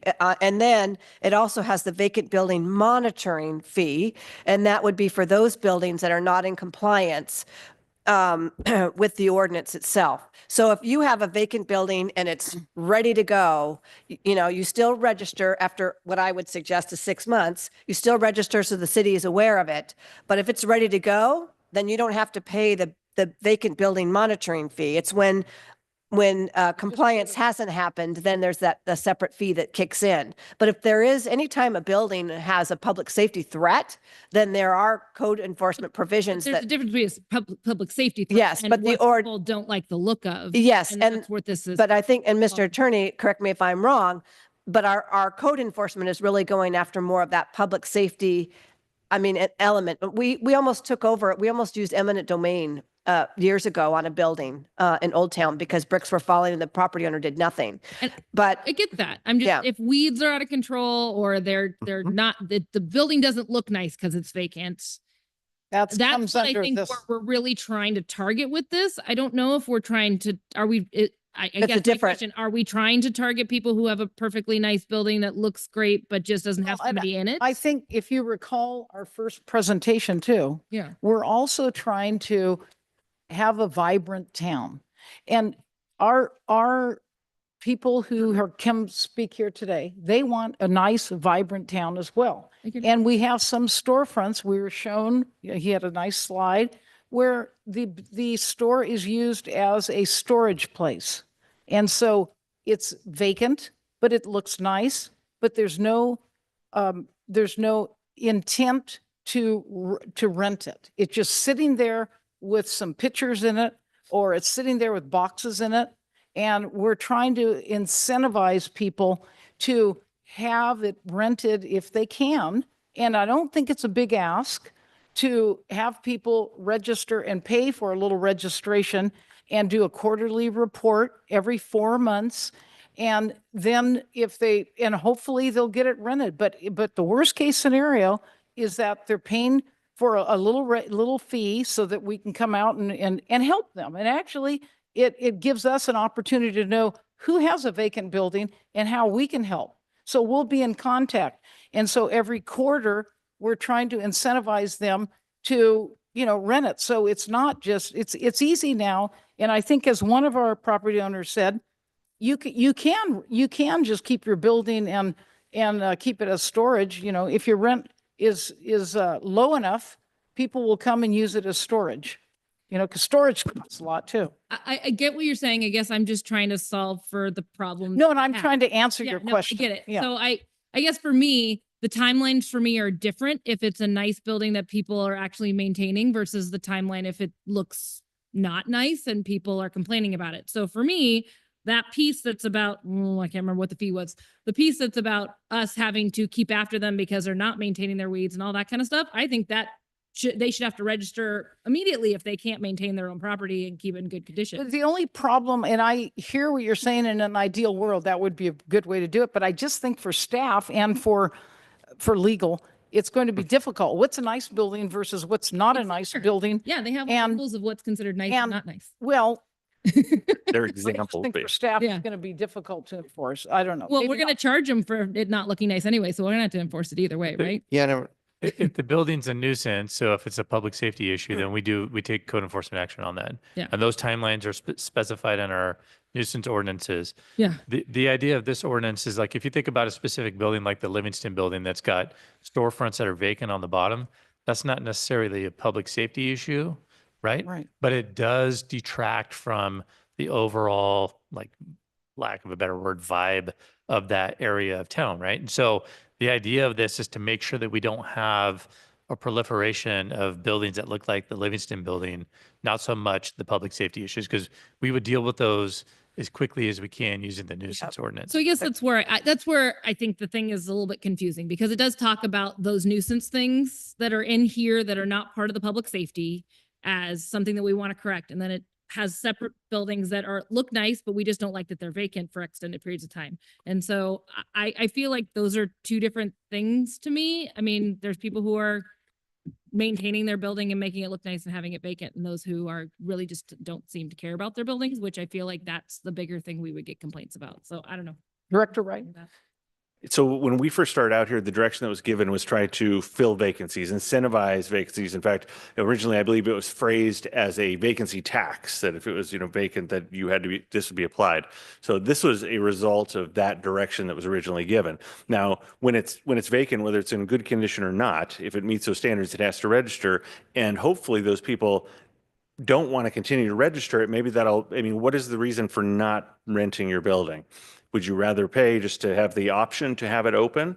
Or would you, is it going to become so, not overwhelming, but if it's going to become tedious and you're like, fine, I should probably look at renting this thing sooner than later. That was really the nexus for including that in Maybe there. the compromise is, the city absorbs some of the fees. So maybe the compromise is we don't make the registration as high, and then after 90 days, they pay a small, but at least there's tracking.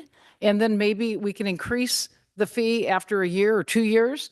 So I don't know, just a thought. I'm throwing out Maybe an once they idea. rent their building out, we give them some of the money back. I don't know. Maybe there's a carrot in there versus just having stick after stick and us just charging them more and more money. So I don't know. I'm just trying to think of ways of actually having something that is not just a penalty for people who are having a hard time renting their building.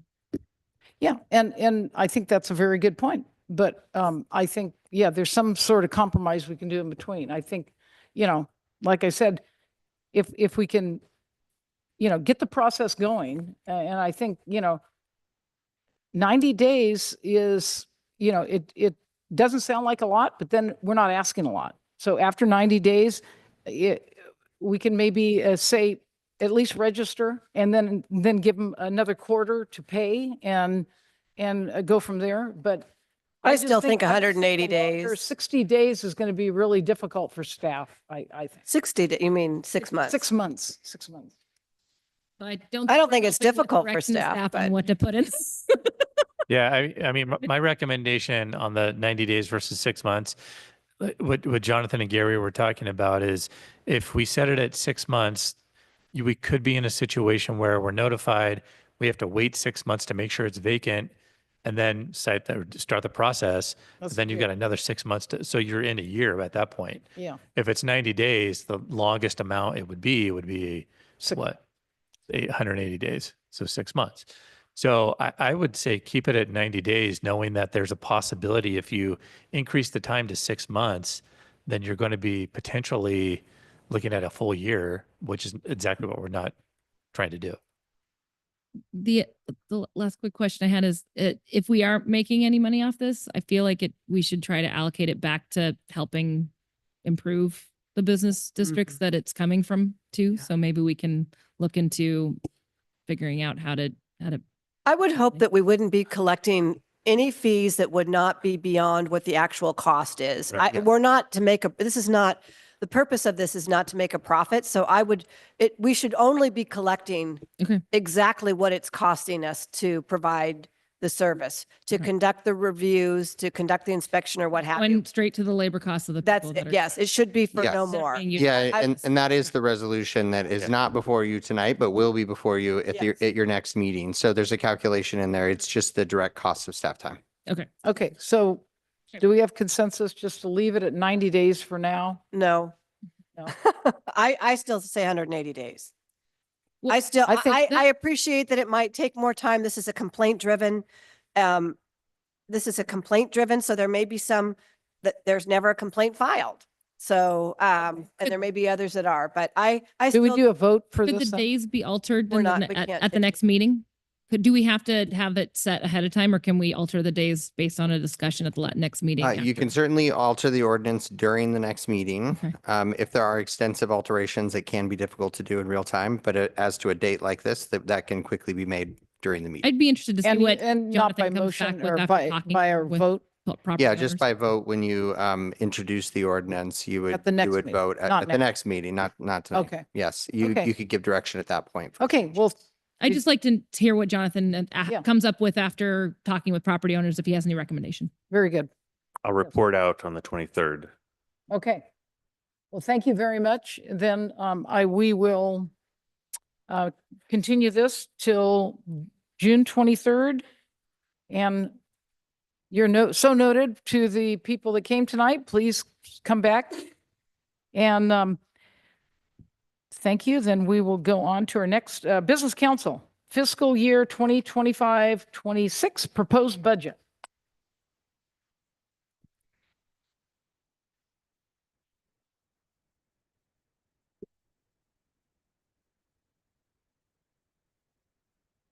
Good evening again, Mayor and council members. Gretchen Johnson, your finance director.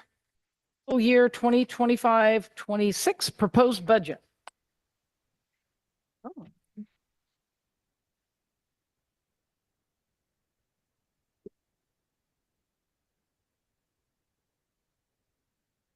Good evening again, Mayor and council members. Gretchen Johnson, your finance director. Fiscal year 2025-26 proposed budget.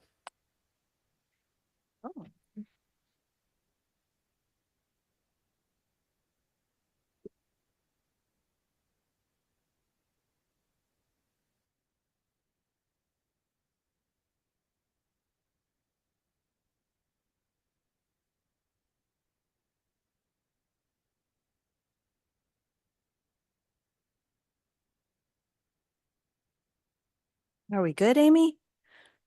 Okay, here we go. So tonight is the presentation to solicit council's feedback related to the proposed budget for fiscal year 25-26 in order to incorporate any feedback for bringing the final budget back for adoption on June 23rd ahead of the July 1st deadline to get a new budget year started.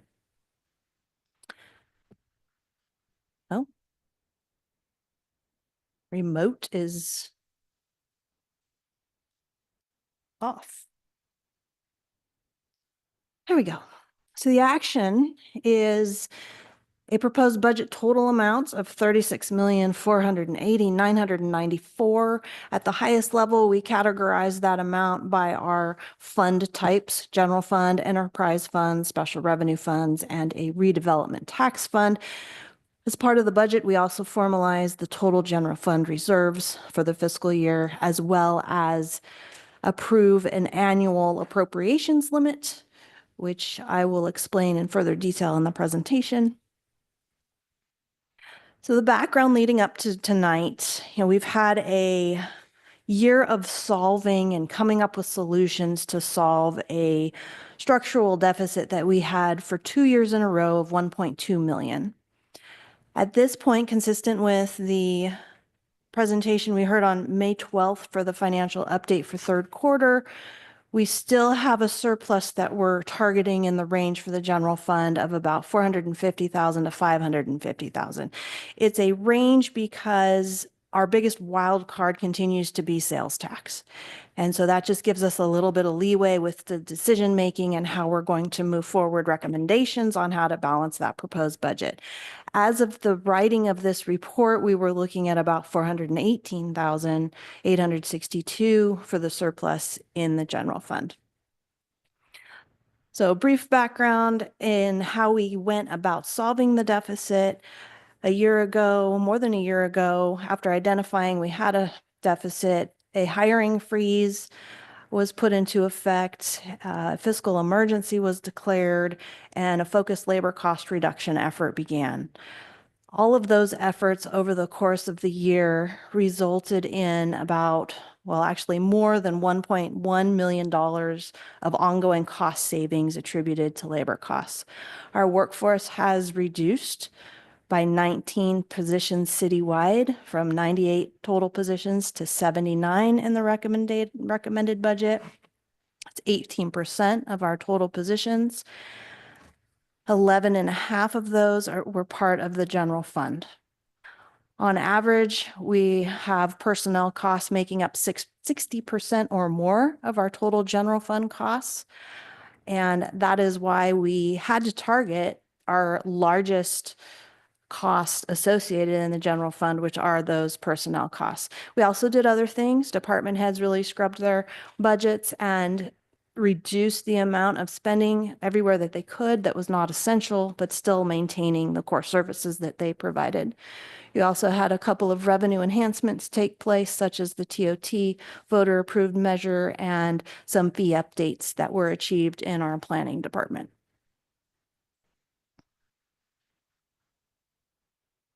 The major components of the proposed budget, given that we had a surplus that we were looking at, how are we going to go about allocating this new surplus that we're estimating? We have sufficient reserves to where we didn't need to roll that surplus back into reserves. We had the ability to make some choices on some priorities and what we were going to do. So we knew that we had held our labor contracts flat last July due to the fiscal emergency. So there was a priority with the negotiations that are pending now ahead of July 1st for what can we do to help kind of incentivize the folks who were still here in the workforce, to recognize that we do appreciate them and they're one of our largest assets. So with all of the efforts surrounding labor negotiations, the proposed budget now includes a 3% wage increase and other small benefit adjustments at approximately 300,000 of that projected surplus. We've also gotten some new sales tax projections through our consultant HDL. I will say that HDL is very, very conservative. They estimate decreases in sales tax that we have already included in our budget, but even more so. And so what we decided to do in order to kind of split the difference between what HDL was projecting and what we were feeling like we were going to see It was about 135,000 that we reduced our sales tax projection even more from what we were considering. That is based on third quarter, so March revenue receipts from sales tax were actually a little bit better than we thought. So that's why we felt comfortable not just in relying entirely on our consultant projections, but putting our own foresight into that as well. And then there is a additional staffing reorganization item that will follow this agenda item tonight. And that includes using a portion of that surplus as well. At the time that this was balanced and prepared, we were thinking that staffing reorg would be about $25,000. It's now looking to be $46,000. And that was recently evaluated with almost every day I'm looking at the general fund projection, certainly every couple of weeks, and looking at all of the line items, revenues and expenditures. There's hundreds of line items that can swing a projection. So going from the $25,000 staff reorg to $46,000 was palatable in terms of considering planning fees, sales tax adjustments that could happen within the range of expectation that we've been talking about all along. So a brief numerical summary of everything that was discussed on the prior slide for estimating a current year surplus of about 418,000. Department budget requests plus the updated projections, various line items increase up and down. Looking at new costs for the three major components of what's been factored into the proposed budget of 461,000, and that range of a surplus that we may end up with at the end of the current fiscal year, and looking out for the additional 5 years absent any of these being incorporated, is that $450,000 to $550,000. Looking at the multi-year general fund forecast, we are now showing 0 in the proposed budget for 25-26, meaning that the budget is balanced based on all of those considerations. And then looking into the out years, we have an increase more or less year over year. That is simply the normal trend that we see with our revenues increasing against our typical cost increases that we can avoid, such as contract CPIs, the cost of fuel and maintenance, and health insurance increases. It does not include any future negotiated personnel changes as per usual. Gretchen, before you go on to the next one, I just want to point out on this slide, this is like the typical slide that we show with our budget presentation, but the fact that we had the 2 years of deficit budgets and then an ongoing structural deficit of $850,000 that was flipped to a positive in 6 months. And yes, it was a difficult process to get there, but the direction of council to staff to get that figured out, I think that's really something that we need to, I don't want to applaud, but I do think it's important to note that we had that big of a deficit and we flipped it in 6 months at council's direction to do that.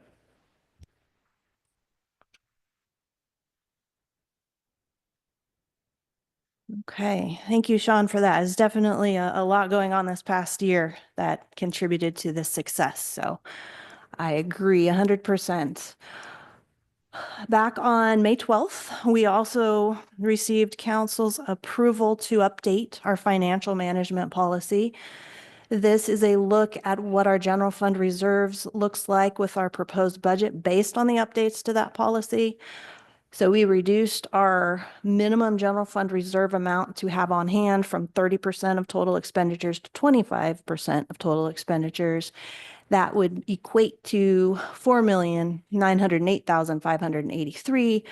And the parts and pieces of that are the economic contingencies still remains at 40% of our total sales tax estimate for the year, a new capital reserve, continued maintaining the employee unfunded liability, and then our self-insurance fund liability. The unassigned there of 95, that is really just balances out the equation. We're going to end this current fiscal year with a different number depending on where actuals land, depending on where the audit comes in and any adjustments need to be made. So that number will go up or down as needed, and then it's also available for future choices with funding that could be available on an ongoing basis potentially. I will note also that the council agreed to go ahead and eliminate the unfunded pension liability of $1 million. That has been included in the proposed budget as a placeholder expense in our non-departmental budget. And that the purpose of that is just to release it from reserves and include it as a operating expense. So it's there and available pending a direction on how those funds should be used. The general fund proposed budget at a glance. This, as you know, is the first year we're rolling out the new budget software. So all of our charts are now colorful and hopefully more meaningful. So this is probably the most exciting part for me to get out of the Excel calculations. But this is a graphic of all of the general fund departments in highest cost of expenditures. So of course, we have police and fire per usual as our top spending departments for all of the services provided in those areas. The non-departmental, again, that's the 1 million for the placeholder I just mentioned, plus all of our debt payments on our CalPERS debts, et cetera. So that's why that's a little high. Insurance programs have to do with general liability and workers' comp, property insurance, et cetera. And then the departments in rank order with community development continuing to have some one-time grants that carry over multiple years. That's mostly what that is there. I do want to point out at the very bottom, because it's in your packet as an attachment, we have a discretionary support budget, 47,000. Parts and pieces of that belong to our committees and commissions, and they've submitted per every year our process, their work plans, plus the new fundraising request forms are in your packet for your consideration before we get to final budget. So just keep an eye on those as they require your awareness that those have come forward.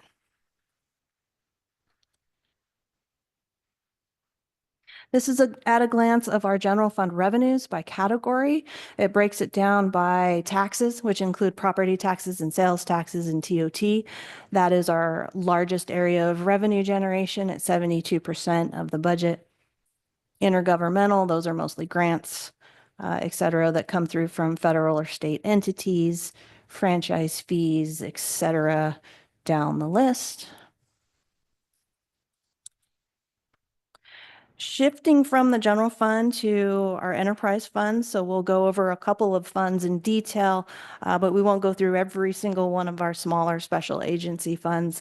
All of that information and much more is in your agenda packet by line item details. Any questions you have on those, I'd be happy to answer. But shifting to the airport enterprise fund, we are recommending a $1.3 million budget.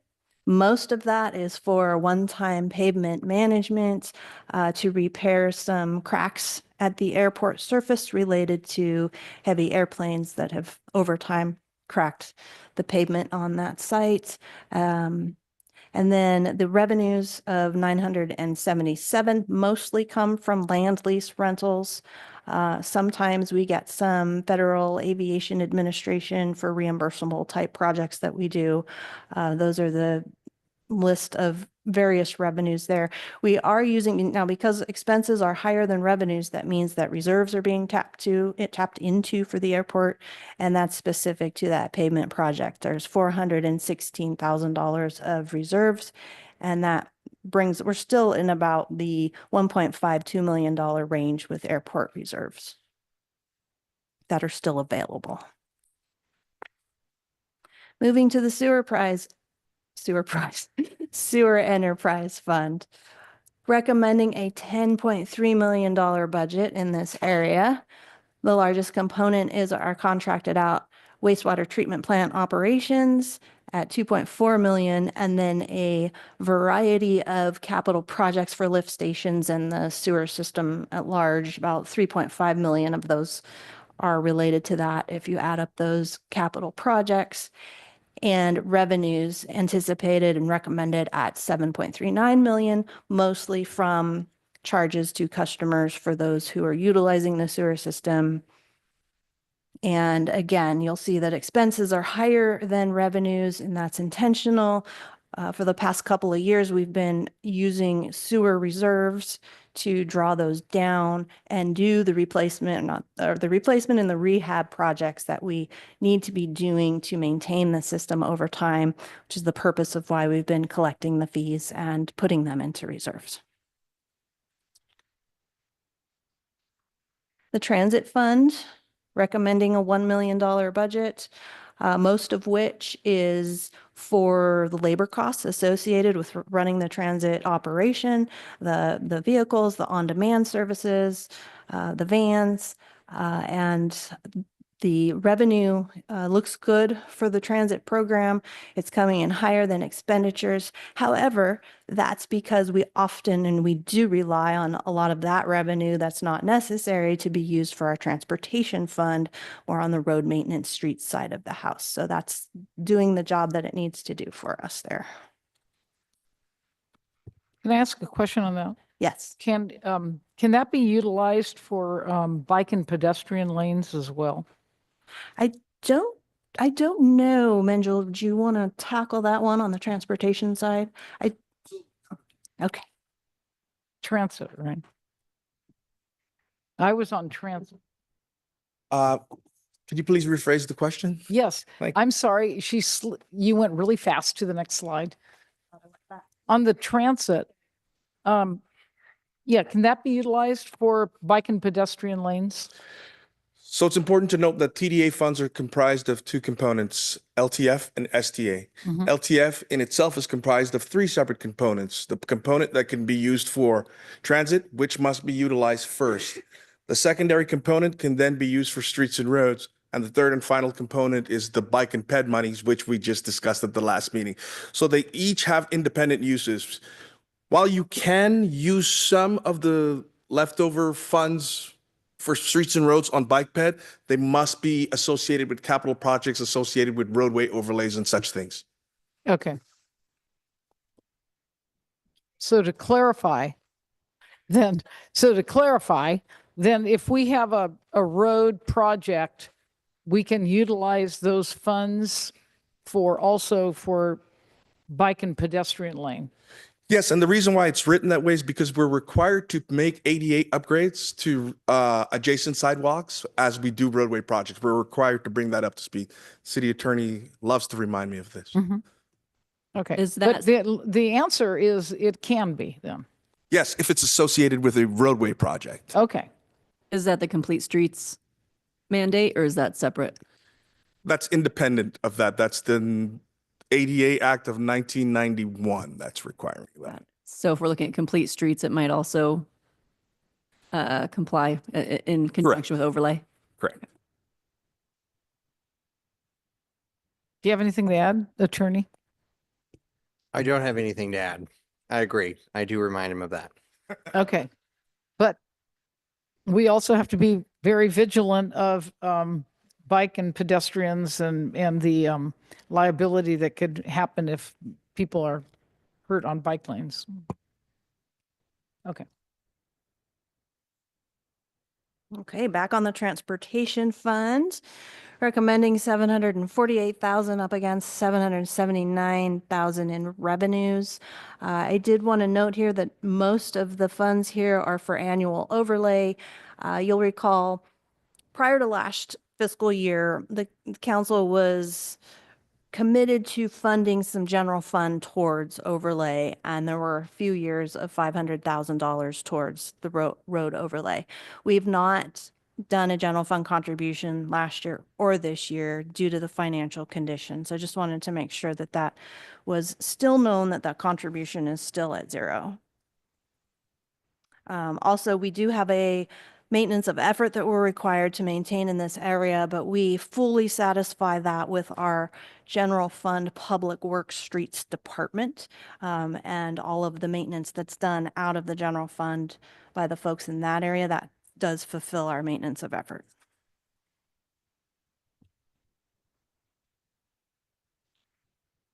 So to round out a lot of the other smaller funds that we're not diving into those details with, this is a summary chart of the citywide expenditures by department. Most of them here are the general fund departments. It's a nice look at 2 years of actual history up against our current fiscal year budget and then the proposed budget and any swings in that area. If there's any questions about that, we can talk through them. The one at the top again, that's $1 million difference for non-departmental is that 1 million pension liability that just keeps sticking out on these charts. This is just the next page of the same type of information, but different departments. You can see our police and fire up there. There's the public works streets at 2 million that I mentioned a moment ago. There's a public works other on there that is actually our closed landfill. It's just a titling issue in the new budget software that we'll go back and work on later to make sure that that's not saying other anymore. And then our airport and transit fund up there as well.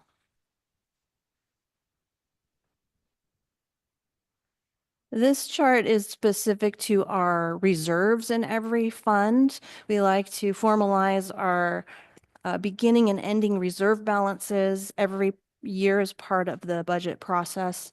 You'll see the general fund has a ending balance in the fourth column of the 4,908,000 that we discussed was 25% of total revenues. And when looking at all of the other funds, all the way on the right side for the fund balance excess or reduction, anything that's a negative is a reduction in reserve balances, and anything that's a positive is adding to the reserve balance for this upcoming year.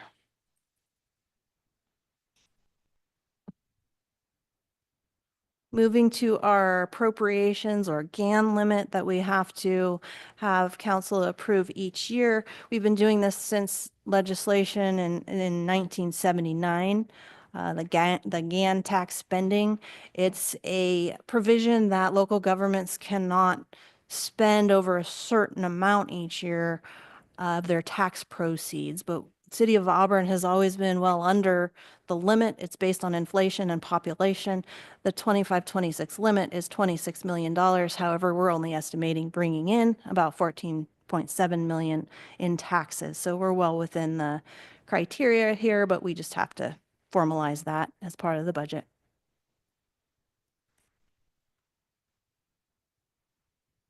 And the last major part of the recommended budget is identifying our position allocation counts. This is a summary by department that is a good way to see at a glance those 19 positions over the past 2 years that we've had a net decrease in our workforce in the city. So you'll see that some departments over the past 2 years have gone up, some have gone down, and that's how we've identified the 19 positions. Again, there's another item after this one that'll go into more detail about the current year changes that we're recommending as part of the budget. So questions and next steps, wanting to hear your feedback and any changes you'd like to see ahead of the final budget that's coming back for adoption on June 23rd. And then after that, we'll update the city's transparency website with the new budget information for folks in the public to tap into and check out. And we'll return with our current fiscal year financial final results later in the fall. And then, yeah, we'll return to council as needed as situations develop. So questions, comments on the budget package? I know there was a lot of information in your agenda packet. Thank you. Council, do we have some feedback? Yes. Councilwoman Dowden-Cavillo. Thank you very much. I did have an opportunity to meet with the city manager this afternoon, and we went over some of the questions that I had. But just a couple. On page 89 of our staff of the budget, actually, it's page 89 of the packet. We have estimated revenues of $778,703 for transportation. Mid-year of 2024, it was $517,000. The year before was 1.3 million. I'm just wondering where we came up with 778,000. Yep. I'm going to bring Angelo back up. bring our Director of Public Works because there's a lot of reporting and a lot of. I know criteria that goes on into that. demand is primarily, we just have the one bus route, but I just was wondering how you came up with that. You know, it's more than 200,000 more than 24, 25. Transportation. Where are you? Page 89 of the packet. Oh, got it. So that's Yeah. just the LTF funds allocated to transportation specifically, in Oh, conjunction with okay, the so it's- SB1 funds that we received. Got it. Okay, so it's not revenue that we're generating because of transit usage. It's just the Yeah. allocation of the LTF. Okay. That's correct. And Got it. that's, keep in mind that the transportation is independent of the transit program. So that. Yes. Yes. Yes. Yes. Okay. And the transit, we're very close from. Yeah, so the last year, the so that transit was- one okay. shows 1.6. That includes the LTF funds that were Yeah, put towards and then the transit ridership. and also some grant funds that we're going to get in the form of SB 125. Okay, thank you. I appreciate that. And then I also had a question on asset forfeiture, and this is also on page 89. Our numbers are kind of been all over the place, but 24, 25, I think our revenue was 50,000 and now we're just projecting 5,000. So I just was kind of curious. Yep. How we came up with 5,000. Sure. So we've actually gotten new information, and you're welcome to come up, Chief Morrison, if you'd like, but I was going to mention we have new information that that amount is going to increase this year due to, I believe, a state litigation award allocation that the city is eligible for of $500,000. What? Yeah.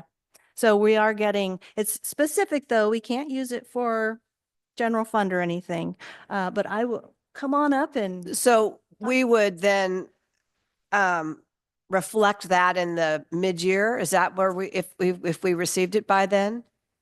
Well, I believe we've officially been awarded. We know what we're going to get, a portion of it. So we can include that in the final budget and certainly update it mid-year if that. Okay, so what is that? What is it going to be? What's the portion of it? So, good evening, Chief Morrison. So that all, it depends on, there's a big breakdown of the total 500 and roughly 60,000 based on hours that our staff put into that specific case. I believe it was a Trident case, so it's a federal level case. Okay, so then, but I mean, so we're thinking we might get 100,000? Potentially, yes. Yeah. Okay. It's going to be a breakdown of looking back and seeing just it depends on just what involvement our detective had. Was he the lead detective? Was he Got a it. secondary detective? Was he the one putting in all the work into it? And they Okay. break it down based on hours worked and Okay. input into that case. So that'll probably be maybe mid-year, and we don't have a dedicated detective to Trident anymore, correct? Because of our, Correct. And that Budget situation. yes, and more than likely that's some of the reduction that we've seen Mm-hmm. in terms of the regular income coming in Mhm. from the various cases that they make it's throughout. funny because in 2023, it was like 57,000. I mean, I get that each, it's going to depend on how much, asset is recovered. So I totally get that. But it just went from 5,000. I just wanted to get a little clarification. So that will increase. But, based on the formula, and that will be reflected probably in the mid-year whenever it comes through. And I know that those monies can only be utilized for specific police activities. So Correct. that's good to know. Okay, thank you for Absolutely. that. Also wondering, you had mentioned the 1 million in the pension reserve. You're going to come back at our next meeting and give us some recommendations on how to utilize that, whether or not we want to use $1 million, make an additional payment of $1 million or set up some kind of a trust fund or something and pay with interest. And can you discuss the pros and cons of, the various recommendations or options, I guess? I'd like just to have pros and cons of the options that's presented at that meeting. So. Absolutely, and that's the intent. So it'll be after July, once the dust settles with budget a little bit. And what I'm currently doing is evaluating the option to front load the CalPERS liability directly with a payment to CalPERS. They have some rather sophisticated templates and spreadsheets that they use to run their calculations. So I'm learning how those function and coming up with options if we did $500,000, if we did $1 million, and We have 7 plans, so we have to do it 7 times and Oh, gosh. it's an effort. So that's certainly something I'm looking at, which is why it's taking some time to come back with a recommendation. But that's the goal, is to come back with, here are your options. Here's And just what the cons. pros and cons are. You know, when we originally dealt with our unfunded liability, and which was a smart thing, we refinanced that, right? And we got such a great low interest rate and everything was great. But I think that at the council members at the time, we thought we were going to realize an $850,000 savings every year. And we realized that for about 2 years. And we made decisions based, you know, for staffing and things like that, based on that potential 850,000 ongoing. So I just really want to understand. I mean, we're only talking about $1 million. I mean, $1 million is $1 million, but I really want to understand what the pros and cons are and what the expectation is moving forward realistically on how that's going to help us. So just to have that fleshed out would be great at the next meeting. So thank you on that. And then I really wanted to better understand, actually, before I get there, you know, we have this budget document, which I really appreciate. Maybe you can tell me, because what I looked at the individual committee requests as opposed to looking at the accounts in the budget. What I want to make sure is that we've established that line item for their revenues. So do you know what page that's discussed on? Because I didn't see it, like, you know, I was trying to go through, but I didn't go through every single. So you would only see if there is an expenditure, a general fund contribution to a committee, you'll see that in the discretionary support budget. You will not see the revenue side of it because those are considered custodial funds and the accounting rules and such. We do not budget for that. We just hold the money. So there's no way for us to know how much our committees have raised. And I mean, I understand we're not going to budget for it, but I would really like to know that. For example, with Arts Commission, they had indicated that they had spent their $5,000 allocation pretty quickly and they had to dip into their, you know, their reserve, so to speak, and spend another $5,800. I have no idea how much they have in that revenue account. And now that we have the process established to allow committees to raise money in a formal way with the forms, I would like to be able to know how much a committee has raised already before I decide, yes, they should go out and raise even more.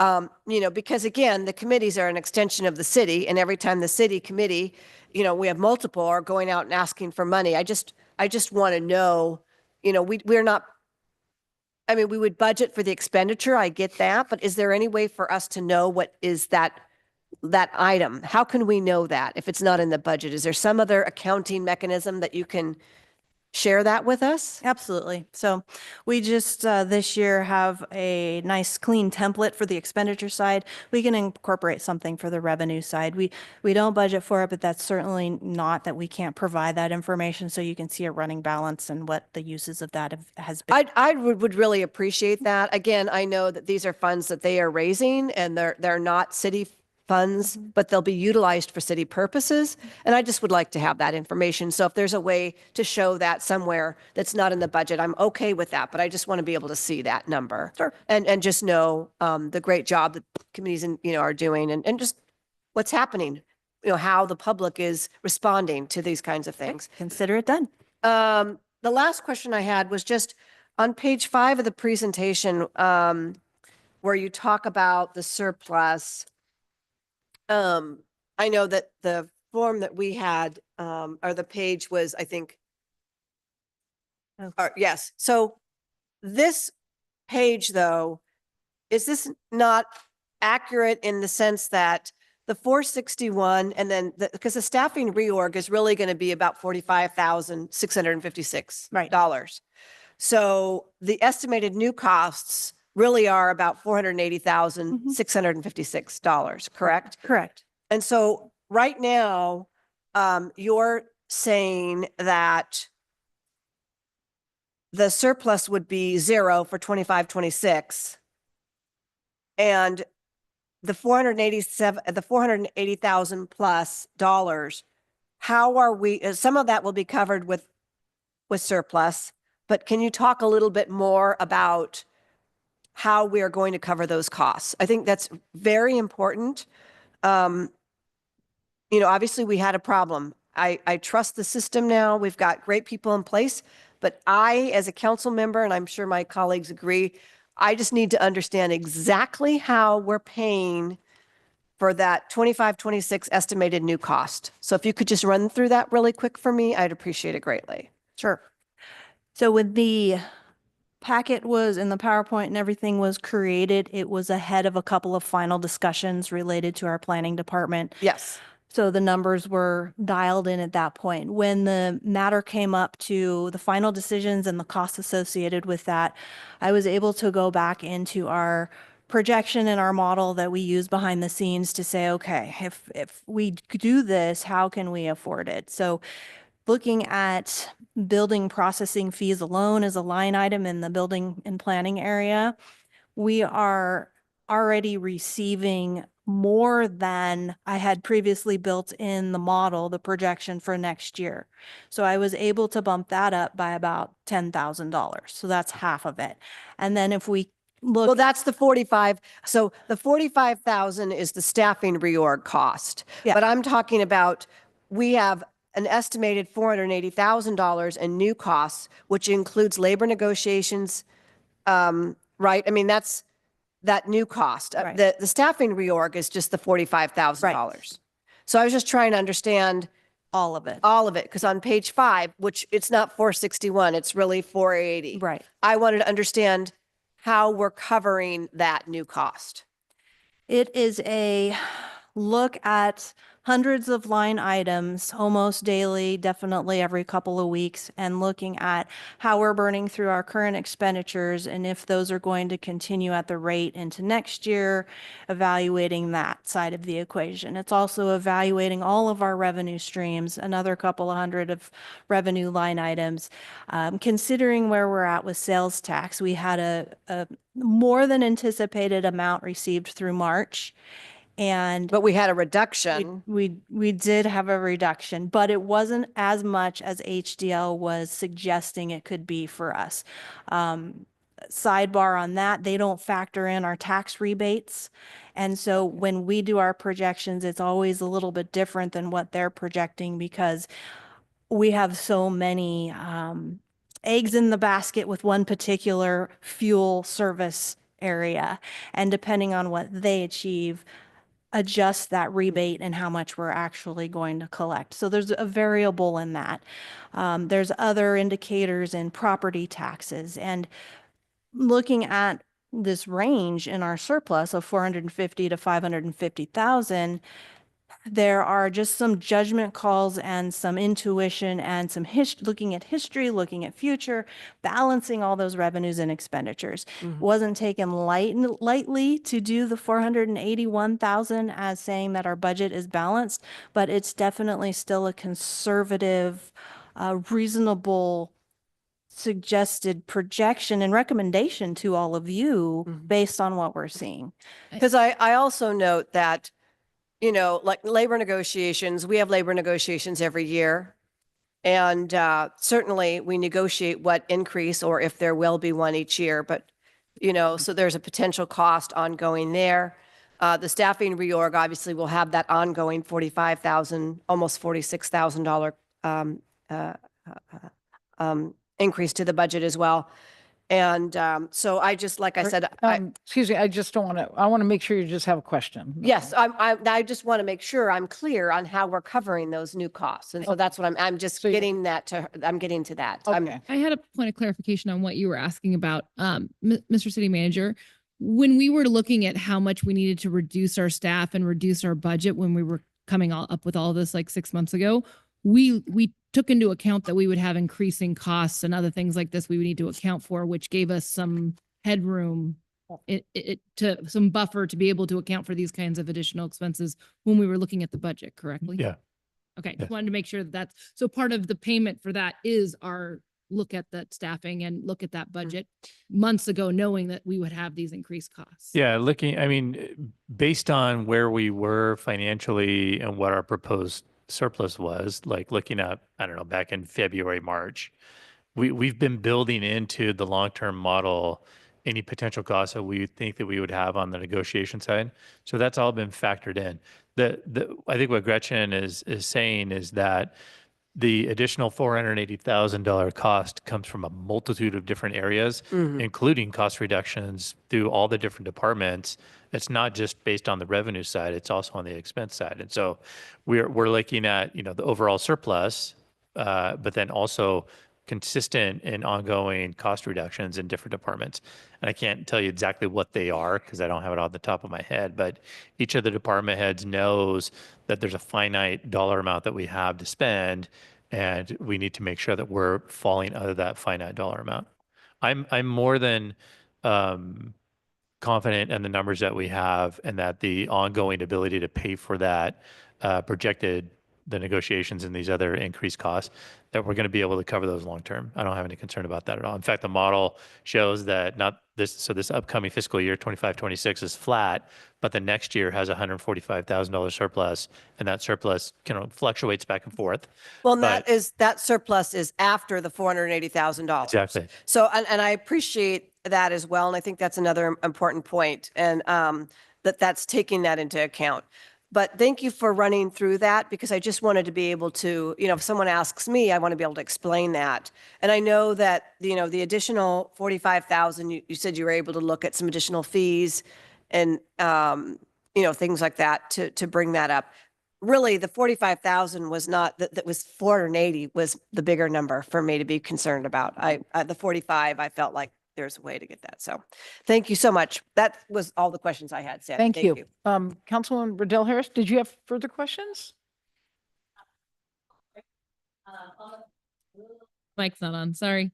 The closed landfill, I just like to bring it up every year because it's a big negative number, and that's on 175. So I just thought the city manager could kind of run through that we are working on that issue and that we're trying to get that resolved. Yeah, ongoing issue that's been hanging out there. That dollar amount grows steadily each year, a little bit each time. The closed landfill itself, we're working through a process to figure out how to get out from underneath that cost long term. And I don't know how much I could talk about that, but we are. I know you can't get into too many details, but we are working on it. We're not just watching it grow. Right. And not worrying. Exactly. Yes. Okay. Just wanted to throw that one out there. As on for the state fire assistance on page 129, that is when we have staff go out to help for fires. There's a revenue on there of, I'm assuming, I'm just want to make sure that I'm reading that correctly. That's when we go to some to help with fires that aren't necessarily in our jurisdiction and get kind of reimbursed for that. I'm just making sure that line items. There's a couple of revenues that may or may not be the answer there, but Chief Rogers can answer that. 29. It's right here on the board. Amy's helping. It's the state fire insurance one, the 161. I just was making sure I was reading it correctly. Fire assistance. Yeah, the $161,000 was budgeted for a 16-day deployment. Okay. So that would be funding that we would receive for the California Fire Assistance Agreement based on sending an engine out of county for one 16-day deployment. And at this point, we think we have the staffing available to be able to deploy for that period of time? We should be able to. Okay, just wanted to double check on that one.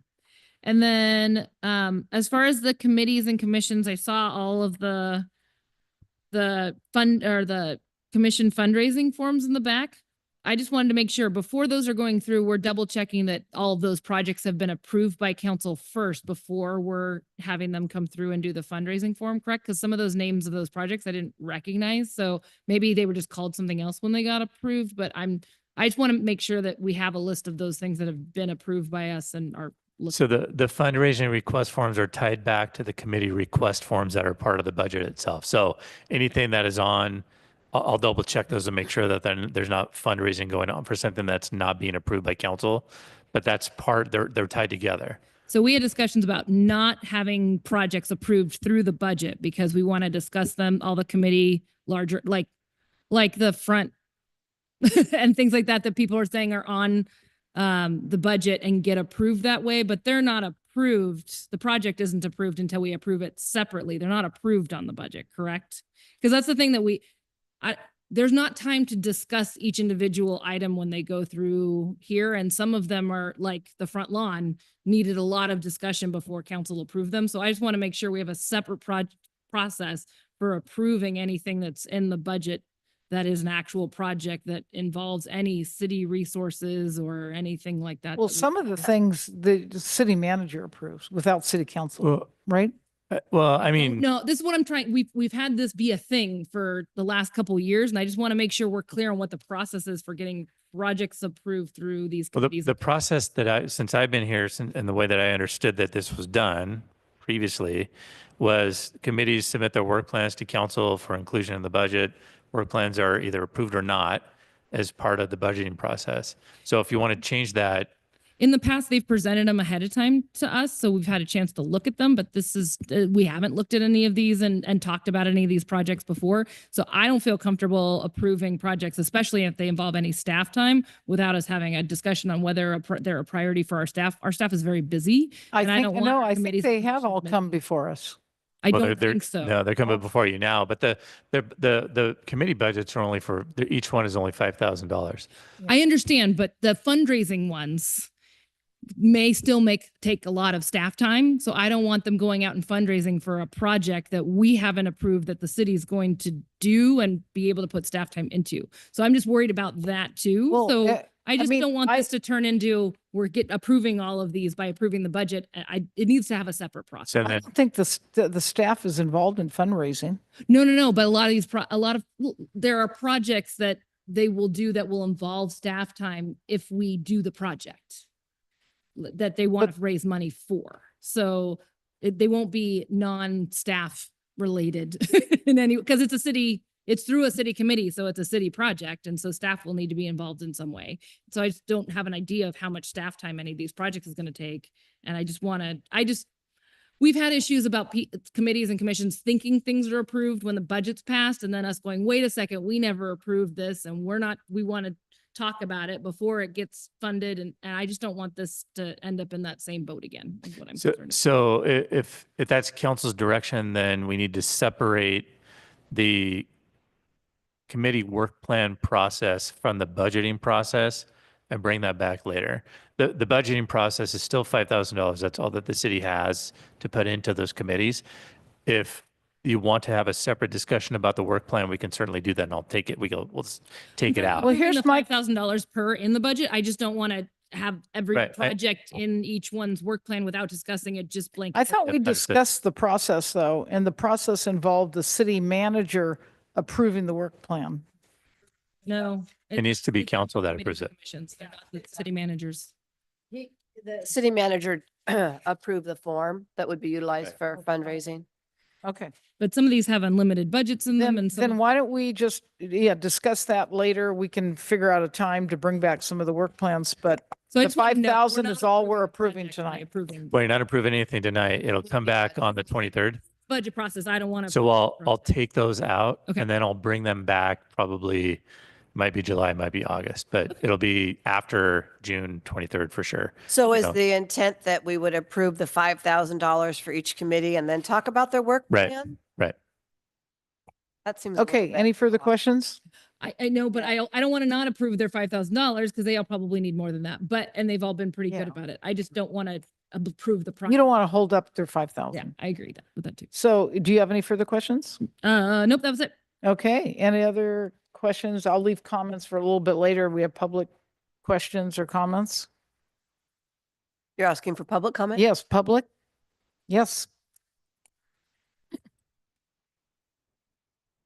Which committee will you be talking about? Arts Commission. April Manning on behalf of the Arts Commission. Just on that last point, would it be fair to say that if it's a continuing project that's been in place already, it doesn't have to be like summer series, we go across the fiscal year. I So think if it's if it's a new project, you would, if it's something new that you're doing, yeah. okay, thank you. Or something, or I would say, or something very staff labor intensive. We'd want to. We never see.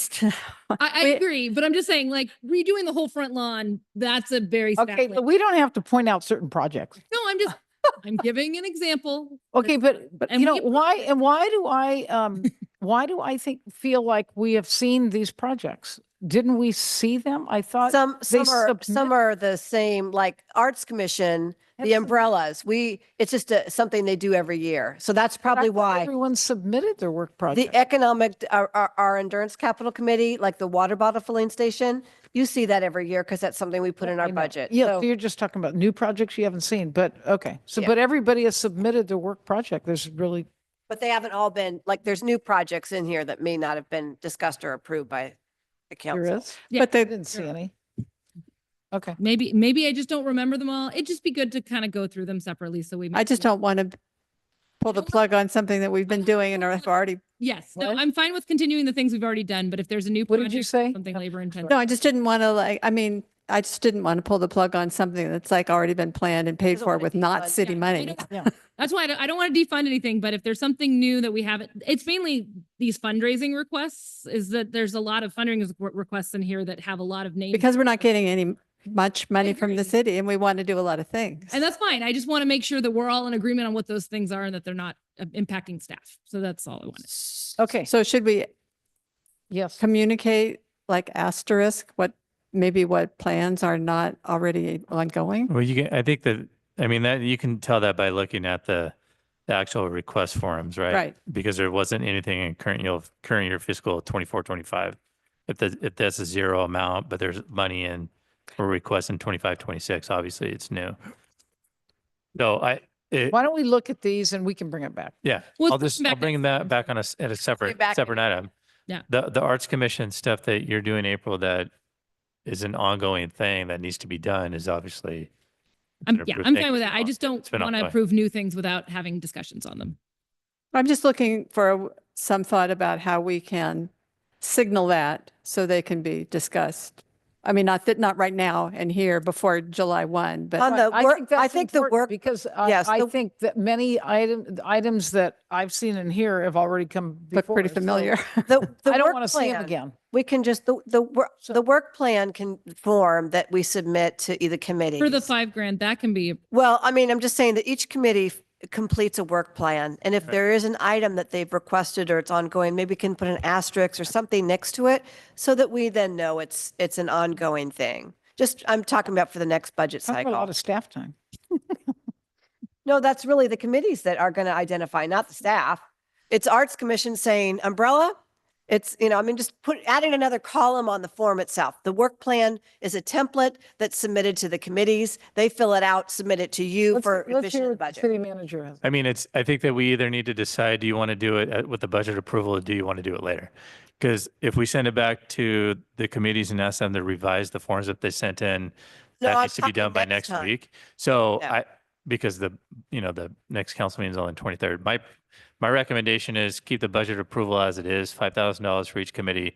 I'll bring it back in July or August, and I'll use my own discretion on something if it's an ongoing project Or if it's that'll new. be funded out of the $5,000. But in the future, I'm just talking about amending the template for next year so that there's just a column that says, is this ongoing or not? Then we know it's automatic. Oh, there's a column that says yes. Yeah, that's That's good. all. That's a good idea. But why don't we worry about that? And I think the timing too, because and not do it like right at the first June meeting, but do it like in May. Yeah. So there's time to approve before the We the used budget. to, I think Yes. Yes. we used to do that. So the work plans used to come before us in May. We used to have workshops. Yeah, it downstairs was and do just lots of different. things. Yeah. and then all the fundraising request forms wouldn't be a blanket approved with the budget either. We'd just bring those back as a separate thing because they are kind of separate. And maybe there'd be a place to put whether there's considerable staff time being requested those- because there's a lot of them that aren't, if that's the concern. Yeah. And maybe a better description of what they are, because some of them I'm like, I swear I do know. Okay, so moving on. Any more questions or public comment? Any more public comment? Okay, how about city council comment? I have a little bit of a comment here. Since, we've looking on page, well, at the transit fund, we do have an excess here. And actually, we have a robust transit fund. We have a pretty robust transportation fund, gas fund, and we've regularly funded, well, like for instance, our roads, we had almost $1 million. What Then page are you looking at? I just think so we can. let's look at page 152. Thank you. So we have an ending balance with a $600,000 surplus about. And if you look at also at 157, there's an ending balance transportation fund of 34,000. The gas fund is $22,000 surplus. And we have spent on our road overlay, we spent on page 162. We spent at 1.1 million, then $500,000. Now we're spending over 350,000, but we've never spent anything on bike and pedestrian. I think it's prudent for us to, or I would like to see a plan for us to utilize some of these funds for a bike lane, a dedicated bike lane to go along with our roadway. And maybe if you can bring that back, I think that would be a fair work with staff and see if we can get something going in terms of bike lanes. We just took action to receive, I think, Well, we didn't really, $70,000 yes, and dollars in funds that were available. Because one thing we have to be very careful of is that a lot of. Can I just wait? If you're commenting, that's fine, but It is, it's just it was a comment about just. A comment about. My comment is that. But I'd like to finish my comment. Okay, go first. ahead. Okay. Sorry. So I think what I would like to see is that we come back and use some 78,000 that we said we would look at. Will come back hopefully sooner than later, but I'd like to utilize that. And if there's some overage we can use here to complete a project to get a bike lane, a dedicated bike lane and going in the city of Auburn that's safe, that would be utilized for the city of Auburn. I think that would be fair, since we've never really allocated any monies for bike. And we do have, like I said, we have a surplus, and we do have the 78,000. And so I think it'd be prudent for us to look at that as well. Yeah. So I just want to, and I respect that. And I know that we have approved the $70,000. And again, this is just, I just want to clarify. This is about This the is plan, though. my suggestion to bring things back, like you had a suggestion, just to bring it back. I'm not trying to. Yeah, I don't pass think I'm anything at asking to this bring anything back, but I did want to say that one thing that we do have in the works right now is that active transportation plan. Yeah. And that is going to really provide us. And with I'm our- very aware of that. And But I that's mean, my, I'm just saying, I don't want to get ahead of that well, because but I want you to listen to what I'm saying, okay? with all due respect, because you're interrupting me now, and I did allow you to speak, but Wait, with all what you're saying that there's these surpluses and so forth, and there's not really surpluses here. I respect that there's a desire to have safe bike lanes. We all want to make sure that safety is always incredibly important. But we do have that active transportation plan, and I really want to see that so that we can then dedicate, we can really look and see what monies are available with transportation, because some of these funds are restricted by law in how we can utilize them. And some may not be, but when we have that plan, then we can really say, this is what our plan, this is what the priority of the public is, people that are using it. Otherwise, why do we have a plan? Well, We're okay. going to a lot of trouble and money. And I, if you'd let me continue. Sure. I don't think we should bypass any plan. And that's why I'm asking staff to look at the plan, look at the draft, talk to Barry, and just look at it and see what. When will we can have come up- that? When what we- when is that There is the draft is completed, So- but it has to go out for the public. public comment, and then that comes back to us? So when is the time? But so my point is, and I don't want to make this a an argument, except that I think it's wise for us to be open-minded and see what we can come up at this point in time. That's all I'm asking. When I can don't we know if expect anybody else that? in council has any other Yeah. suggestions. Yeah. Oh, I wanted to know when we're going to get that plan. Jonathan Wright, Community and Economic Development Director.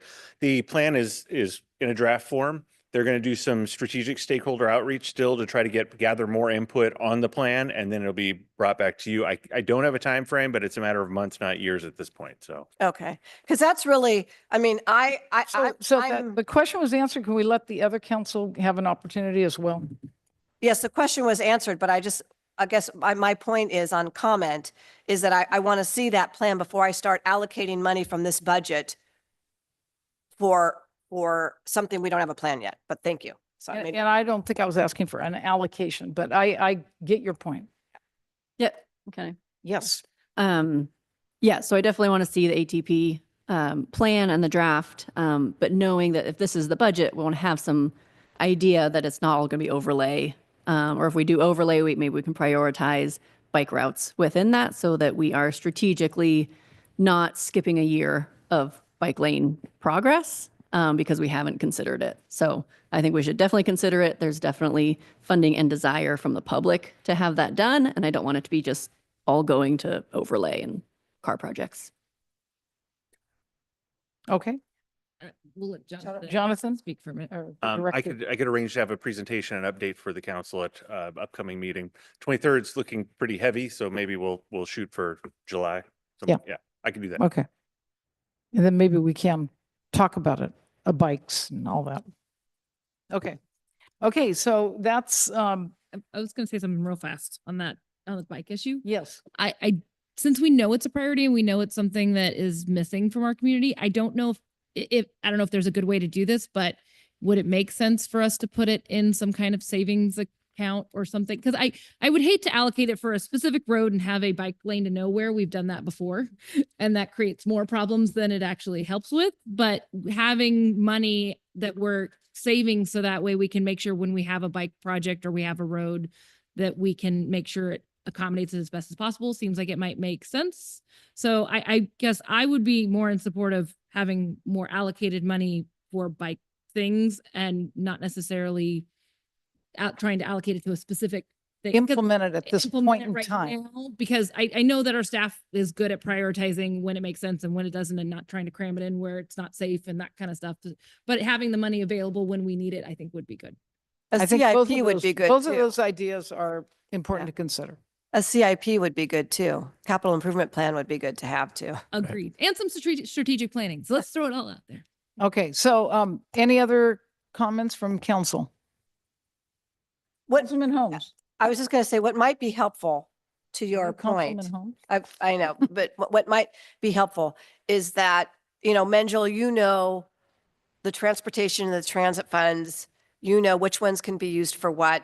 And it might just be a nice little handy dandy sheet for us to know, these are funds that can be utilized for bike and ped, and these are funds that cannot, so that it's very clear. And then, because there are some that can be made available, but clearly we can't allocate those that aren't. So maybe having a little cheat sheet or a glossary, if you will, LTF, so that might just be helpful We for can- all of I us. think that would be very helpful, but I also think I like Councilwoman Riddell Harris's point is that we usually, a lot of times will, go over and say, well, we need that now, so let's not use it for bikes at this point in time. I think allocating a certain amount when we know what the amount is would be very helpful, so. I think the mechanism to do that is when we get the CIP done and funding the bike and ped projects through the CIP. In the short term, on the meeting in July, when we have the presentation on the ATP, we'll also have something in that staff report that talks about available funding, whatever's left, however that works out, but funding that is available, whether it's LTF, TDA, whatever that is, what funds you can use for bike and peds and which one you can't. So we'll put it all together. I have one more general comment on the budget.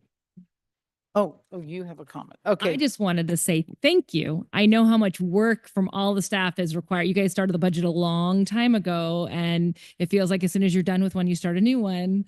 And I know how much work, especially all the staff has had to put into budgets and redoing budgets and cuts and trying to make everything work this year. So I just want to say a big thank you to all the staff for working together to make this happen. So that way we were able to recover so quickly from having that large deficit. And so I just wanted to say thank you to all the staff and all the department heads and for working together, and the city manager especially.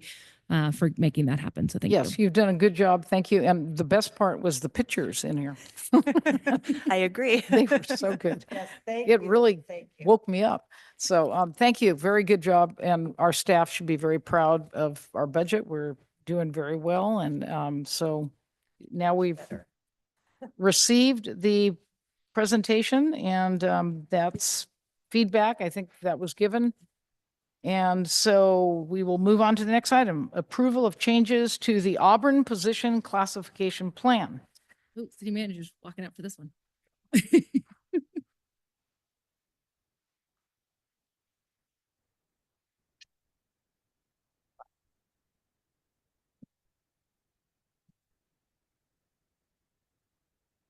They make a creaking. I'll put it. Thank you. No offense. No offense. No offense, Christian. Okay, so I figured I'd do a PowerPoint so I can make sure to keep on track here and not get kind of sideways. This is literally the second time I've done a presentation to council at the dais, so. And I don't even know how to use this thing. Is this on? It's on.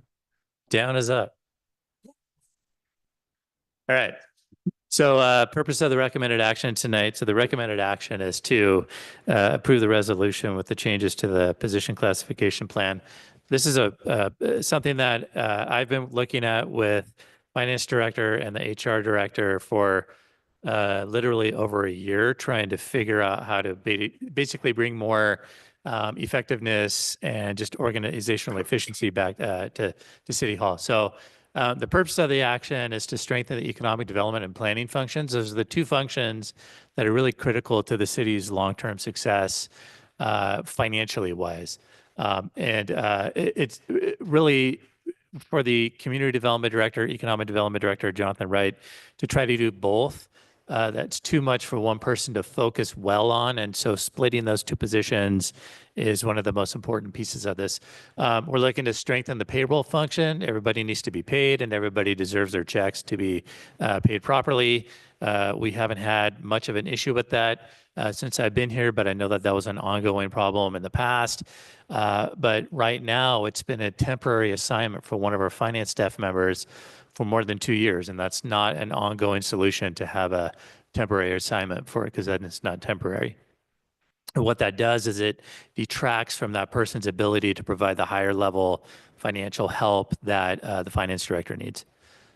And then creating efficiencies and responsiveness through City Hall.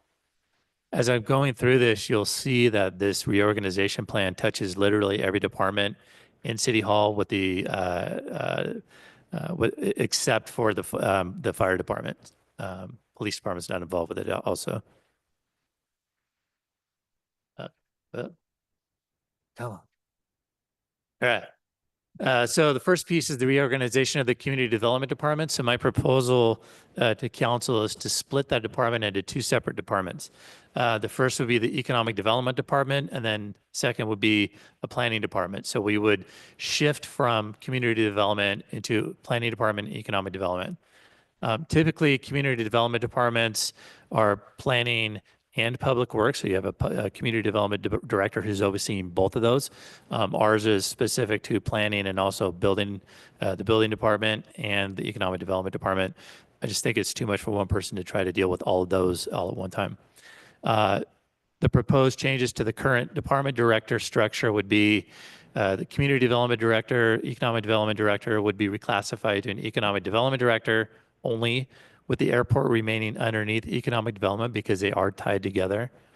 And then the current senior planner would be reclassified to a planning director, overseeing the building and planning inspection, building and planning and building department functions. So on the community development department, the new planning department position would need a new associate planner hired to fill behind the existing senior planner. So if council approves this plan, you would have a planning director and then an associate planner in the planning department, and then with help from the different contract and planners that we have. Current administrative specialist would move to city manager's office.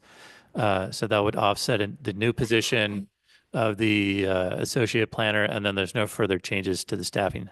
The net personnel change on that would be no new additional staff. The new position, which is the associate planner, is offset by moving the admin specialist up to the city manager's office. HR and finance would be payroll support. So there'd be a new position proposed for payroll support. The frozen finance technician position would be unfrozen and then reclassified to an administrative services technician. And then that position would be split between HR and finance. So that person would literally spend half of their time in finance, half of their time in HR. And then you can see the personnel change on that with the new position.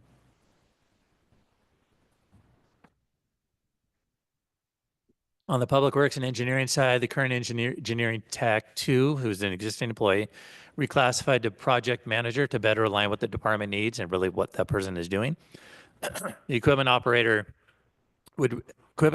position would be reclassified to a Public Works supervisor to better align what the department needs. There's an unfilled associate engineer, which would be unfunded. And then we would recruit for a new engineering tech 2 to fill that unfunded position. So there would be no general fund impact for that position because it's 100% allocated to the sewer fund. So the net change in that department on the personnel side is 0 to no new positions added.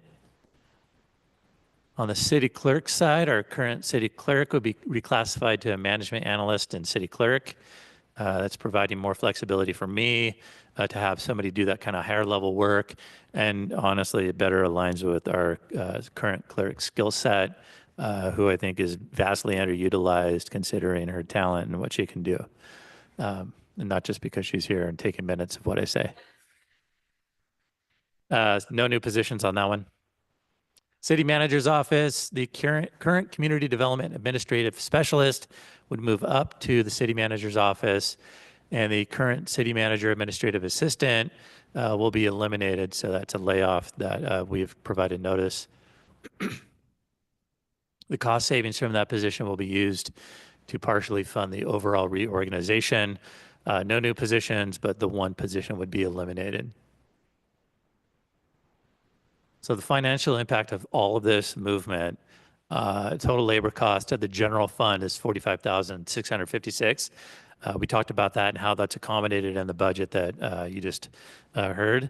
That cost of the general fund is likely much less because the permits and fees in the planning department are going to offset the cost of the new position in the planning department.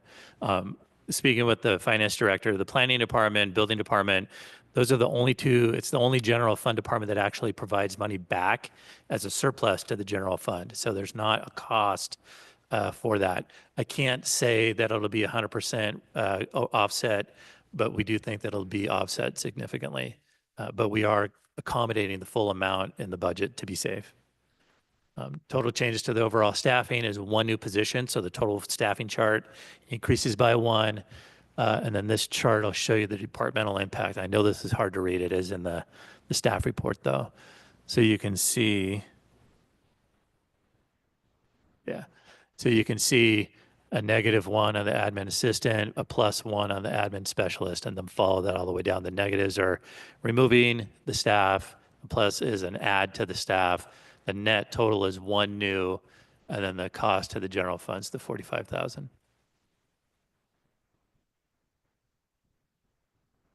So the recommended action for you is adopting the resolution, making those changes. I really do feel that this reorganization is the best path forward for the city to support economic development and the planning functions, which are really critical to the city's long-term success, revenue generation, all that stuff that we talk about a lot that we need to really focus on.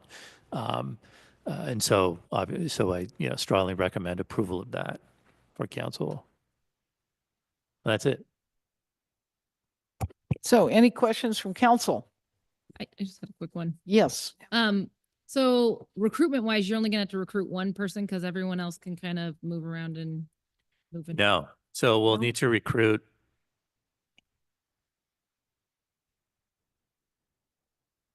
We'll need to recruit for a new engineering tech 2. Okay. Because we're reclassifying and we're getting rid of one unfilled position. That's That's was currently, filled. So you have a vacancy now and you're just shifting it to a Right. different kind of vacancy. Okay. and then the other one would be the HR finance position is a new position that we would need to recruit for. Okay. So the person who was doing that part-time is not going to be moving into this. There's no role. part-time person on Okay. that. You were just saying the reason for doing this was because we had We have an existing, the finance analyst is doing payroll Oh, at the okay. same time. so she's going to focus on what She's going to focus on finance stuff, not on payroll. It's a Okay. specialized thing that we need somebody who, and not that she doesn't because she's doing a great job, but she's not able to provide that higher level of support that the finance director needs. So then this would be a new position. And then the other one that we plan- would need to look and hire for is the associate planner. Okay. How long do you think it'll take to do the recruitment for these folks? I think that the planner is going to be tough unless we do something internal, and I'm not sure if that would work or not. I haven't talked too much with the proposed director for that. So there's That- two recruitments, three recruitments. Three recruitments total. So there's associate planner. The other was the engineer tech. Engineering tech too, and then the HR finance position. Okay. So the planning position might be a little bit tough to recruit for. I think the other ones will be pretty easy. Okay. But the planning positions have been kind of tough to get people these days. So Yeah, there's just some positions that are harder to get Right. people in with Finance with is the a diff- experience that you need. and more. right. Yeah. Was this Um, reflected in the report with the vacancies? Oh, okay. That was it. Thank you. Just along those lines, there's 6 reclassifications, and the incumbents that are affected by the reclassifications are going to be moved into the new positions, and they all meet the MQs for those new classes, correct? Yeah. We will be bringing a couple of new job descriptions to council for approval on the 23rd. So the management analyst, city clerk is a new job description. Planning director will be a new job description, but the incumbents who are moving into those new positions will meet the minimum qualifications for those. Will the staff report just reflect that? Because, when we're gonna actually reclassify the position, but then we're gonna also grant status to those individuals into those classes. I think so. Yeah. She knows. HR director says yes. HR says yes. Yes. Thank you. Thank you. Okay, thank you. Any other questions or concerns or comments? Public? I do have a comment I'd like to make, and that is I appreciate, Mr. City Manager, and staff, that you're taking a look at our overall organization plan and making it fit the structure that we need it to fit into. I mean, I know that it's a complicated process, but really making sure that we get the biggest bang for our buck of the staff, and separating economic development from planning, I think is much needed, and wish we had done it a long time ago. We really need to focus those efforts, but right-sizing the organization is critical. And the fact that we really only need to establish one new class is great, because, we were able to realize some FTE reductions that happened through attrition and what have you. So really do appreciate that, because and this is going to be good for staff too, because we're promoting retention. Folks are going to be moving into higher paying positions as well. So, but we're making sure that we can conduct the business that we need to, and efficiently and effectively as possible. So taxpayers are getting their biggest bang for the buck as well. So thank you very much. Yes, and piggybacking on that, I agree that it's necessary. Thank you for taking a close look. But I would also like to say, I do feel like, we lost someone who is really a great worker, and this person will be missed, but unfortunately, the last hire is the first to go. So again, it's a hard thing to do, but it helps our city, and I understand your rationale. So with that, though, do we have any kind of motion for this? Yes. Okay. I'd like to make a motion by resolution approve the changes to the Auburn position classification plan. I'll second. Roll call, Councilmember Riddell Harris. Aye. Davis. Aye. Dowden Calvillo. Aye. Holmes. Aye. And Mayor Remark. Yes, thank you very much. City manager report. Thank you, Madam Mayor. I'll make this quick.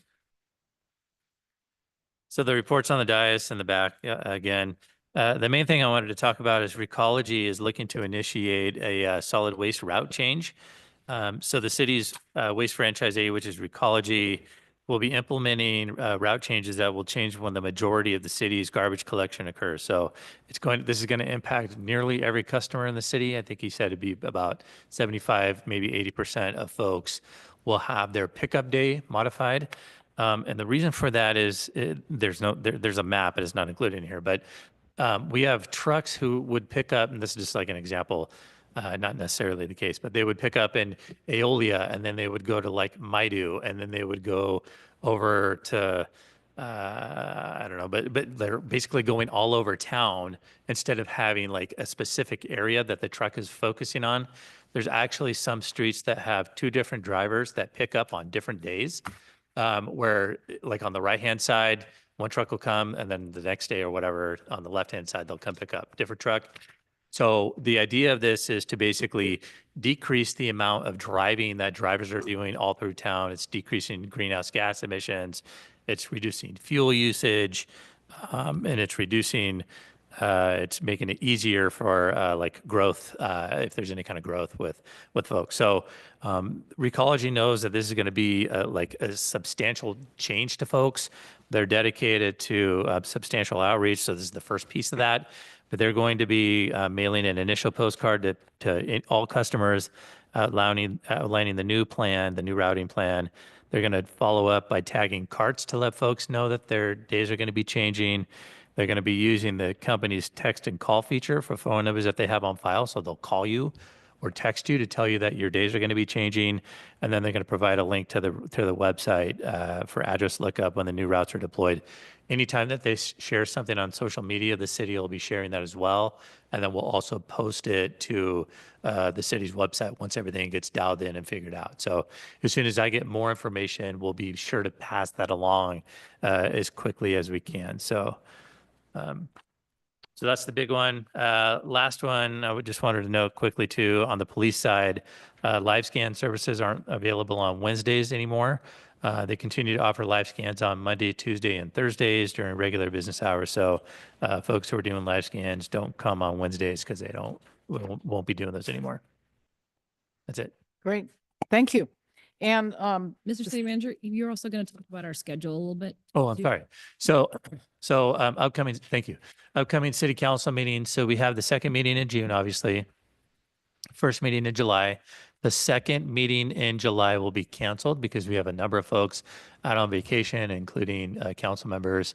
And then there's discussion about canceling one of the August meetings as well.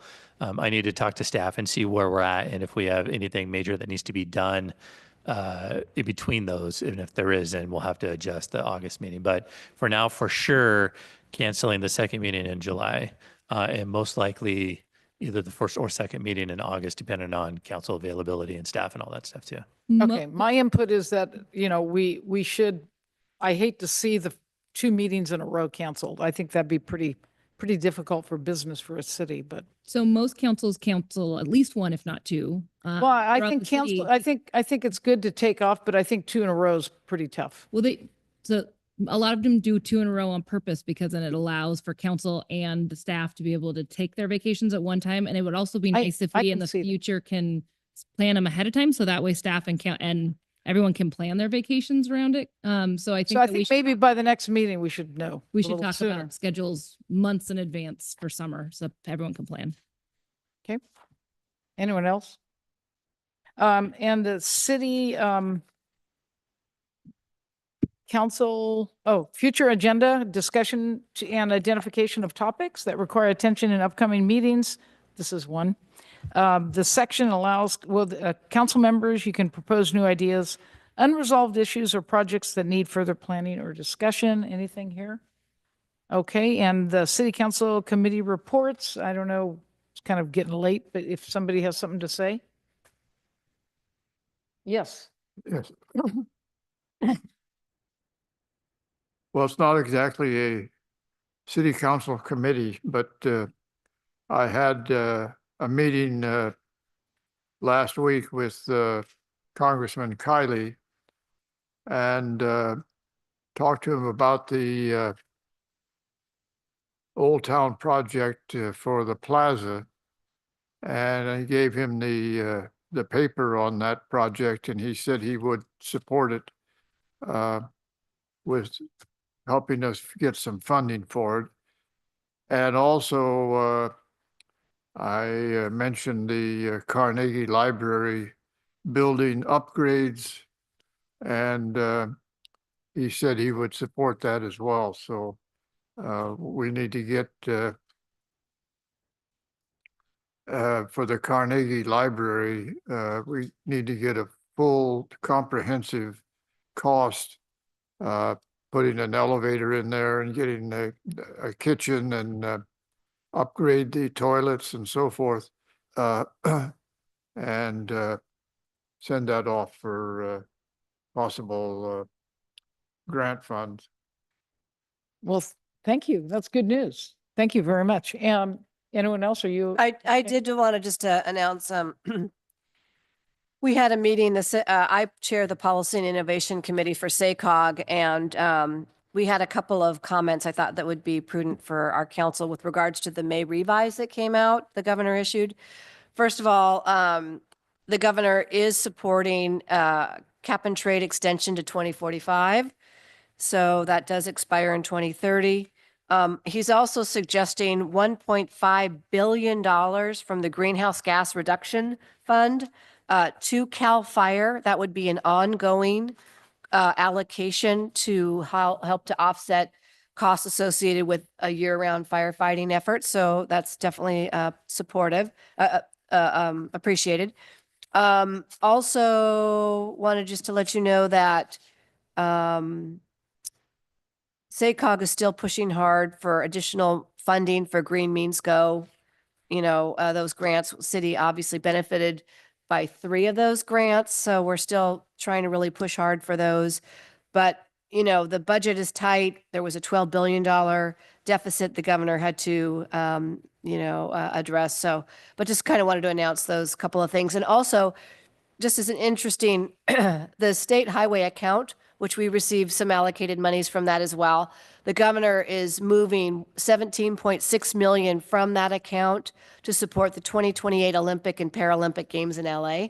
So I think that we can continue to see monies coming out of that account for that purposes. I'm sure they're going to be utilizing them for roadway improvements and freeway, egress and exit and so forth. Thank you. Thank you. Thank you. Well, with that, then we will adjourn the meeting. What?